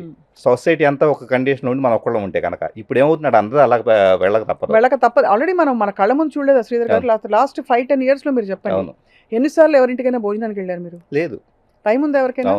లేదు. ఎప్పుడు ఏదో ఒక చింత, దిగులు, ఒక సర్వైవల్ క్రేజ్ కనిపిస్తుంది తప్ప. Have you seen that bonding at all? లేదు, అసలు బాండింగ్ లేదు, ఎవ్రీథింగ్ అయిపోయింది. అంటే అందరూ అపనమ్మకాల వైపుకి వెళ్ళిపోయాం. అంటే కలికాలం కూడా మనకి ఇలాగే చెప్పబడింది నిజం చెప్పాలంటే. సో ఇవన్నీ కలుస్తున్నాయి. కలిపురుషుడు వచ్చేసి మనకి ఇలాగా ఒక వ్యవస్థ ఏర్పడిపోయి, ఒక నెట్వర్క్ ఏర్పడిపోయి, ఆ నెట్వర్క్ మన బ్రెయిన్స్ ని కంట్రోల్ చేస్తుందని ఒక సినిమా తీసే అంత లెవెల్లో ఉంది. అంటే చాలా ఫాస్ట్ గా యాక్చువల్లీ ఏంటంటే ఒక ఇన్ఫర్మేషన్ అండి, ఇది కూడా ఏలియన్స్ ఛానలైజేషన్ ద్వారా వచ్చిన ఇన్ఫర్మేషన్. పూర్తిగా కూడా we are already in the change అండి. ఎలాంటి చేంజ్ అంటే డ్రాస్టిక్ చేంజ్, ఊహించలేని డ్రాస్టిక్ చేంజ్. రాబోయే 50-100 సంవత్సరాల్లో వచ్చేటప్పటికి కంప్లీట్ మనిషి తను జీవించే విధానమే సమూలంగా మారిపోతుంది, పూర్తిగా మారిపోతుంది. అసలు ఊహించలేనంతగా అంత బిగ్ చేంజ్లో ఉన్నాం. సో మనిషి ఇక్కడ రెసిలియన్స్ అనేది ఏ పరిస్థితినైనా తట్టుకునే శక్తిని కలిగి ఉన్న వాళ్ళు మాత్రమే నిలదొక్కుంటారు. ఎవరైతే బలహీనంగా ఉంటారో, ఎవరైతే చేంజ్ని యాక్సెప్ట్ చేయలేరో ఖచ్చితంగా వీక్ అయిపోతారు. అంటే వీక్ అవ్వడం అంటే అట్మోస్ట్ ఏం జరుగుతుంది, అంతరిస్తారు అంతే కదా. అంతరించడం. ఎందుకంటే అంటే వీక్ అయినప్పుడు ఏమవుతుంది, నేను భయపడుతున్నప్పుడు నాలో ఇంటర్నల్గా సెల్ రిపేర్ జరగదు, డిఎన్ఏ రిపేర్ జరగదు, ఇమ్యూనిటీ పనిచేయదు, క్షీణించిపోతారు. డైజెస్టివ్ పనిచేయదు, అన్ని సిస్టమ్స్ అంటే ఇదైనప్పుడు క్షీణించిపోతాం, నేను ఆ క్వశ్చన్ ఎందుకు అడిగానంటే ఇన్ఎవిటబుల్ పాసిబిలిటీ ఏమిటి, చనిపోవడం డెత్ అంతే, అంతకుమించి ఏం తప్ప లేదు, ఏమి ఉండదు. ఏం లేదు. బట్ అగైన్ నమ్మకం ఉన్న వాళ్ళకి, రీబర్త్లో నమ్మకం ఉన్న వాళ్ళకి ఉమ్, అది గనక ఆల్టర్డ్ స్టేట్ ఆఫ్ కాన్షియస్నెస్ మరణం తర్వాత జరిగితే ఉమ్, మళ్ళీ రీబర్త్ తీసుకుంటే కొత్త ప్రపంచంలో, ఇండిగో ప్రపంచంలో పుడతారు, కావచ్చు. అంతేనా? ఏదైనా ఇవన్నీ ఒకవేళ ఫౌండ్ పాసిబిలిటీ సినిమా కథలు మనం రాసుకుంటారు. అనుకుంటే ఒక అదే. రీబర్త్ మీద నమ్మకం ఉన్న వాళ్ళ కోసం చెబుతున్నా ఇది. వెన్ యూ అంటే ఇప్పుడు ఏమవుతుంది, హ్యూమన్ లైఫ్లో ఒక భౌతికమైన రూపాన్ని వచ్చిన తర్వాత నువ్వు ఈ లైఫ్లో నువ్వు సాధించగలిగితే ఏం సాధించాలి, ఎమోషన్స్ కానీ, ఇప్పుడు ఎలాగైతే ఎమోషన్స్ లేకుండా తనకు తనగా మొత్తం నిర్ణయాలు తీసుకోగలుగుతుందో, ఎమోషన్స్ నీ ఎనర్జీని డిప్లీట్ చేసే ఏది లేకుండా నువ్వు అన్నిటిని తట్టుకునేలాగా స్థితప్రజ్ఞత సాధించి ఒక యోగిలాగా సామాజిక జీవితం గడుపుతూ కూడా యోగిలాగా ఉండగలిగితే నువ్వు 150 ఏళ్ళు కాదు, 200 ఏళ్ళు కాదు, 500 ఏళ్ళ బతుకుతావని చెప్పేసి అన్నట్లుగా హ్యూమన్ బాడీ డిజైన్ చేయబడింది అనుకోండి. అవును. వచ్చిన తర్వాత ఏం చేస్తున్నాము, మాయలో జనాలు రకరకాలుగా వాళ్ళు అలా అన్నారు, వీళ్ళు ఇలా అన్నారు, నాకు డబ్బులు లేదు అని చెప్పేసి డిప్లీట్ అవుతూ ఉన్నాం. అదే. ఇప్పుడు ఏమైంది, ఓకే నీకు ఈ జీవితంలో వచ్చేటప్పటికి నీకు సెట్ కాలేదు, నువ్వు ఎనర్జీని ప్రాపర్గా ఆప్టిమైల్గా యూజ్ చేసుకోలేదు, ఓకే నీ ఫార్మ్ ఆఫ్ లైఫ్ అనేది పోతుంది, నెక్స్ట్ లైఫ్లో ట్రై చేయని చెప్పేసి ఇంకో లైఫ్ రావచ్చు. సో ఆ లైఫ్ వచ్చే ఆ నమ్మకం ఉన్న వాళ్ళకి అది వస్తుంది. ఉమ్, రెండోది, కొంతమందికి స్వర్గం నరకం ఉంటుంది. మరణించిన తర్వాత మన చేసిన మంచి పనులు చెడ్డ పనుల ద్వారా మనం ఒక చోటుకో ఇంకో చోటుకో వెళ్తామని నమ్మేవాళ్ళు ఉంటారు కొంతమంది. సో వాళ్ళకి మరి ఈ ఏఐ ఎలా కనిపిస్తుందో వాళ్ళ కళ్ళకి అంటే చెప్పడం కష్టం. ఒకటండి, ఏదైనా కూడా సీరియస్లీ చెప్పాలంటే ఇవన్నీ ఉన్నాయా, ఏ నమ్మకాలైనా కూడా, ఏ మతానికి సంబంధించిన నమ్మకాలైనా ఇవన్నీ ఉన్నాయా లేదా క్వశ్చన్ చేసుకోవాల్సిన అవసరం కూడా ఈరోజు ఉందండి. ఉమ్. లేకపోతే ఏమవుతుందంటే మనిషి ఇంటెలిజెన్స్ కోల్పోయినప్పుడు మాత్రమే ఏఐ అయినా కానీ, లేకపోతే మన సెల్ఫ్గా యూనివర్స్ టోటల్ ఎనర్జీ అండి. నేను చూసింది కంప్లీట్ యూనివర్స్లో ఉన్నది ఎనర్జీ. ఈ ఎనర్జీని అర్థం చేసుకోవాలంటే ఫస్ట్ ఒకదాన్ని బ్రేక్ చేయాలి. సో మనకుండే లిమిటేషన్స్ని బ్రేక్ చేసుకుంటూ వెళ్ళిపోవాలి. అండ్ ఎవ్రీథింగ్ ఇస్ లిమిటేషన్ అలా అంతే. చూసుకుంటే. ప్రతి దాంట్లో కూడా ఏం చెబుతాను, ఇప్పుడు ఫర్ ఎగ్జాంపుల్ నేను ఏదో మాట్లాడుతున్నాను అనుకోండి, నేను మాట్లాడేది చూసే వ్యక్తులు వచ్చి ఆ శ్రద్ధ గారు ఇలా చెప్పారు కాబట్టి నమ్ముదాం అని చెప్పేసి అంటే కనుక ఈ నమ్మకమే, నేను చెప్పేది మీరు నమ్మటమే అదొక లిమిటేషన్. సెల్ఫ్ ఎంక్వైరీ చేసుకోండి, మిమ్మల్ని మీరు క్వశ్చన్ చేసుకోండి. ఇంకో 4 పుస్తకాలు నేను అలా అనుకోను శ్రీధర్ గారు. ఉమ్. మీరు చెప్తున్నది నాకు రెజనేట్ అవుతూ ఉంటే నాకు తెలిసిపోతుంది లోపల. యా అవును మీరు చెప్పేది నాకు ఇఫ్ ఇట్స్ ఇర్రెలవెంట్ నా రెస్పాన్స్ ఒకలా ఉంటుంది, అవును నా అవును లెవెల్ ఆఫ్ అటెంటివ్నెస్ ఒకలా అవును ఉంటుంది. అవును if it is conflicting Yeah. నేను అస్సలే ఏం మాట్లాడుతున్నారు అనే టైప్ లో ఉంటే ఒక రెసిస్టెన్స్ అవును ఉంటుంది. అవును దాన్ని బట్టి అది ఆకలింపు అవుతుందో లేదో యా అర్థం అయిపోతుంది. అవును. So I believe again it is a frequency match. అది మనం రిజనేట్ అవుతున్నాం కాబట్టి అలా. అదే. కానీ ఎవరైతే నమ్మకాలు ఉన్నాయి, ఇప్పుడు ఏంటి శ్రద్ధ గారు ఏంటి నమ్మకాలను క్వశ్చన్ చేస్తారు క్వశ్చన్ అన్నారు చేస్తారు. అనుకోండి, అదే ఇక్కడ ఎవరిని దేవుణ్ణి ఎవరిని క్వశ్చన్ చేయట్లేదు, Yeah. కానీ పాసిబిలిటీస్ ఏంటని మనకి ప్రస్తుతం ఉండే ఒక వాస్ట్ యా దీనిలో ఎక్స్ప్లోర్ చేస్తున్నాం, అంతే కదా. అంటే సెల్ఫ్ ఎంక్వైరీ అండి. ఎందుకంటే ఇప్పుడు నిజంగా మీరు ఒక దానికి నమ్మకానికి, ఏదో ఒక నమ్మకానికి కట్టుబడి ఉన్నారనుకోండి, నేను కండిషన్ చేయబడి ఉన్నాను, అవును. నేనేం చేస్తున్నాను, ఓకే ఇది ఎంతవరకు కరెక్టో ఏంటి అని చెప్పేసి నన్ను బ్రేక్ చేసుకుంటూ వచ్చి ఉన్నాను. అప్పుడు కాన్షియస్నెస్ ఎక్స్పాండ్ అయ్యి ఉంది. అవును. కాబట్టి ఎవరం పుట్టుకతో వచ్చేటప్పటికి అన్ని బ్రేక్ చేసేసి చాలా గొప్ప వాళ్ళకి ఎవరం పుట్టలేదు, అండర్స్టాండింగ్ అంత గొప్ప కాన్షియస్నెస్లో పుట్టలేదు. అదే కదా. సో ప్రతి దాన్ని కూడా ఎక్స్పాన్షన్ చేసుకోవాలి అని చెప్పేసి మైండ్ సెట్ ఉండటం చాలా ముఖ్యం అండి ఇక్కడ. ఇప్పుడు ఏఐ వస్తున్న ఈ టైంలో అయితే మరీ Yeah. మరీ ముఖ్యం. చాలా చాలా వెరీ డీప్ కాన్వర్జేషన్ శ్రీధర్ గారు. But I want to ask you, so finally Hmm. మనకి ప్రాక్టికల్ లెవెల్లో ఏఐ తాలూకు ప్రభావాలు కొట్టొచ్చినట్టు కనిపిస్తాయి మన ఎగ్జిస్టింగ్ లివింగ్కి అంటే ఏం చెప్తారు? ముఖ్యంగా వచ్చేటప్పుడు జాబ్స్, ఎకానమీ బాగా డిస్టర్బ్ అవుతాయండి. ప్రపంచవ్యాప్తంగా ఎకానమీ చాలా డిస్టర్బ్ కాబోతుంది. ఆల్ ఎకానమీస్ ఆర్ భారతదేశం? All economies. ఎందుకంటే ఇదే తీసుకోండి, మీకు టోటల్ ఐటీ బేస్డ్ కానీ ఇప్పుడు ఐటీ సర్వీసెస్ ఇలాంటివంతా కూడా వాళ్ళలో కంప్లీట్ ఎకానమీని రన్ చేస్తూ ఉన్నాయి. సో దీంట్లో ఏమవుతుంది, ఎక్కడి నుంచి ఏ ప్రాజెక్టులు వస్తున్నాయి, ఇన్సూరెన్స్, బ్యాంకింగ్, హాస్పిటాలిటీనో ఇంకోటి అనుకోండి, వీటన్నింటి క్లయింట్లు ఎవరు, ఐటీ ఉద్యోగులు. అంటే ఐటీ ఉద్యోగులు ఏం చేస్తున్నారంటే సంపాదించుకుంటున్నారు, వీటి ఖర్చు పెడుతున్నారు, వీటి దగ్గర నుంచి వచ్చేటప్పటికి మళ్ళీ సేమ్ అదే కంపెనీలకి ప్రాజెక్టులు వస్తూ ఉన్నాయి, మనీ రొటేట్ అవుతూ ఉంది. సో ఈ రొటేషన్ ప్రాసెస్లో వచ్చేటప్పటికి వీటికి స్టార్టింగ్లో IT companies IT companies cost cutting మీద ఆప్టిమైజ్ చేసుకుందాము అని చెప్పేసి అన్నట్లుగా మినిమైజ్ చేసుకుందాం అని చెప్పేసి అని ఉద్యోగులు తీసేసినాయి అనుకోండి. ఇప్పుడు ఏమైంది, వీళ్ళు ఇంపాక్ట్ వచ్చేటప్పటికి ఉద్యోగులు కొనుగోలు శక్తి తగ్గిపోతుంది. కొనుగోలు శక్తి తగ్గిపోయినట్టే కనుక ఎకానమీ మిగతా సపోర్టెడ్ సర్వీస్ అన్ని ఇది అయిపోతాయి. సో ఇక్కడ ఇంకొక దారుణమైన విషయం ఏంటంటే ఐటీ కంపెనీస్ అన్ని కూడా కొంత ఎథికల్ వే ఆఫ్ ఏఈ మాత్రమే ఉండాలి, మేమంతా కన్సార్టియం లాగా ఏర్పడేసి మేమంతా కూడా హ్యూమన్ బీయింగ్ ఎగ్జిస్టెన్స్ కానీ వాళ్ళ ఎథికల్ వాల్యూస్ కానీ వాళ్ళ యొక్క ఫైనాన్షియల్ స్టేటస్కి ఎలాంటి రిస్క్ లేకుండా మేము కన్సార్టియం ఏర్పడతాం అన్నట్లు ఒక 5-6 సంవత్సరాల నుంచి చెబుతున్నారు. వాళ్ళు కలవరు. వాళ్ళు సింపుల్గా ఏంటంటే ఒక మీటింగ్ లాగా ఉండిద్ది, హ్యాపీగా స్పెండ్ చేస్తారు. మళ్ళీ వెళ్ళిన తర్వాత ఏ కంపెనీ వాళ్ళ సొంత ప్రయోజనాల కోసమే చూస్తాయి. కాబట్టి కలెక్టివ్గా ఏ ఎంతవరకు రావాలి ఎంతవరకు రాకూడదో అన్నది కూడా డిఫైన్ చేసే మెకానిజం ఇక్కడ లేదు. కాబట్టి ఉన్నదాన్ని యాజ్ ఇట్ ఈజ్గా యాక్సెప్ట్ చేసిన పరిస్థితి. మొత్తం ఎకానమీ డిస్టర్బ్ అయిపోతుంది. ప్రతి మనిషి తాను ఖర్చు పెట్టే ప్రతి పైసాని ఈ రోజు నుంచి జాగ్రత్తగా వాడుకోవాల్సిన అవసరం ఉంది. కనీసం ఇనీషియల్ రిస్క్ ప్యాటర్న్స్ అనేది లేకుండా కాపాడుకోగలగాలంటే. ఓహో, అంటే డబ్బులు చేతిలో ఉండవు. ఎందుకంటే మీకు ఆల్మోస్ట్ ఇప్పటికే చాలా ఉద్యోగాలు పోతూ ఉన్నాయి. చాలా ప్రాబ్లమాటిక్ కండిషన్ అండి. సో మరి దాచుకోవాల్సిందే. దాచుకుని ఫ్యూచర్ సర్వైవల్ కోసం కొంతకాలం పాటు. ఇప్పుడు ఏమవుతుంది, ఇదంతా సినారీ అర్థమయ్యేసి నెక్స్ట్ ఏంటని చెప్పేసి అర్థం కావడానికి, ఓకే నాకు నేను ఎలా ఇవ్వాలి కావాలని అర్థం కావడానికి it may take some time. అది 6 months పట్టవచ్చు, 2 years పట్టవచ్చు. అవును, అంతే కదా. ఇప్పుడు ఎలాగైతే మనకి కొత్త కోర్సులు నేర్చుకో, జావా ఇంకేవో ఉంటాయి కదా నాకు. అవును. అదే. సో అలా okay. So that is one clear effect. What about education system? లేదండి, సీరియస్గా చెప్పాలంటే కనుక అజీవ్ గారు అన్నట్లు వాస్తవంగా చెప్పాలంటే మెమరైజ్డ్, గుర్తుపెట్టుకోవడం, రీప్రొడ్యూస్ చేయడం, అసలు బ్రెయిన్లో గుర్తుపెట్టుకోవాల్సిన అవసరం లేకపోతే అవసరాన్ని బట్టే కదా. అంతే. అంటే బ్రెయిన్ నిజంగా చెప్పాలంటే ఆల్జీమస్ రాకుండానో లేకపోతే పార్కిన్స్ ఇలాంటి ఇష్యూస్ రాకుండా ఉండటం కోసం మనిషి గుర్తుపెట్టుకోవాలనే ప్రయత్నంలో ఇప్పుడు నేను ఉంటాను. ఎవ్రీ 3 monthsకి ఒక ఆన్లైన్లో కోర్స్ చేస్తా. ఎందుకు? నా బ్రెయిన్ షార్ప్గా పెట్టుకోవడం కోసం. అలాగా కాన్షియస్గా మనం ఏమైనా చేస్తే తప్పించి అవసరం అయితే ఉండదు. అంటే అదే మనం ఇప్పుడు లేచి పుట్టినందుకు రోజు ఇప్పుడు పరిగెట్టమంటున్నారు. అసలు ఎక్సర్సైజ్ లేవు. ఇప్పుడు జిమ్కి వెళ్ళు 45 minutes 4 times a week అని ఎందుకంటే ఫిట్నెస్ మెయింటైన్ చేయాలి కాబట్టి. బ్రెయిన్ ఫిట్నెస్ మెయింటైన్ చేయాలంటే గుర్తుపెట్టుకోవడం అంతే. అది ఎడ్యుకేషన్ సిస్టమ్ కూడా దాదాపు కొలాప్స్ అయిపోతుంది. అండ్ ఉద్యోగాలు సరే చెప్పారు. ఫైనాన్షియల్ గా ఇది మూడోది. సోషల్ బాండ్స్ కూడా మీరు ఇందాక సోషల్ బాండ్స్ కష్టం అండి. అంటే నాకు నువ్వు నీకు నేను అనే కాన్సెప్ట్ ఉండదు అసలు. ఇంకా అసలు మనుషులు ఉండరండి. సింపుల్గా మనుషులు ఉండరంటే నా ఉద్దేశం. మనుషులకు మధ్య ఇప్పుడు దాకా మాట్లాడుకునే 2 మాటలు కూడా ఉండవు. అవును, చాలానండి. నేనైతే అసలు చూసి బిత్తరపోతున్నాను. ఏంటిది, ఎవరు భోజనానికి పిలవరేంటి ఇంటికి అని.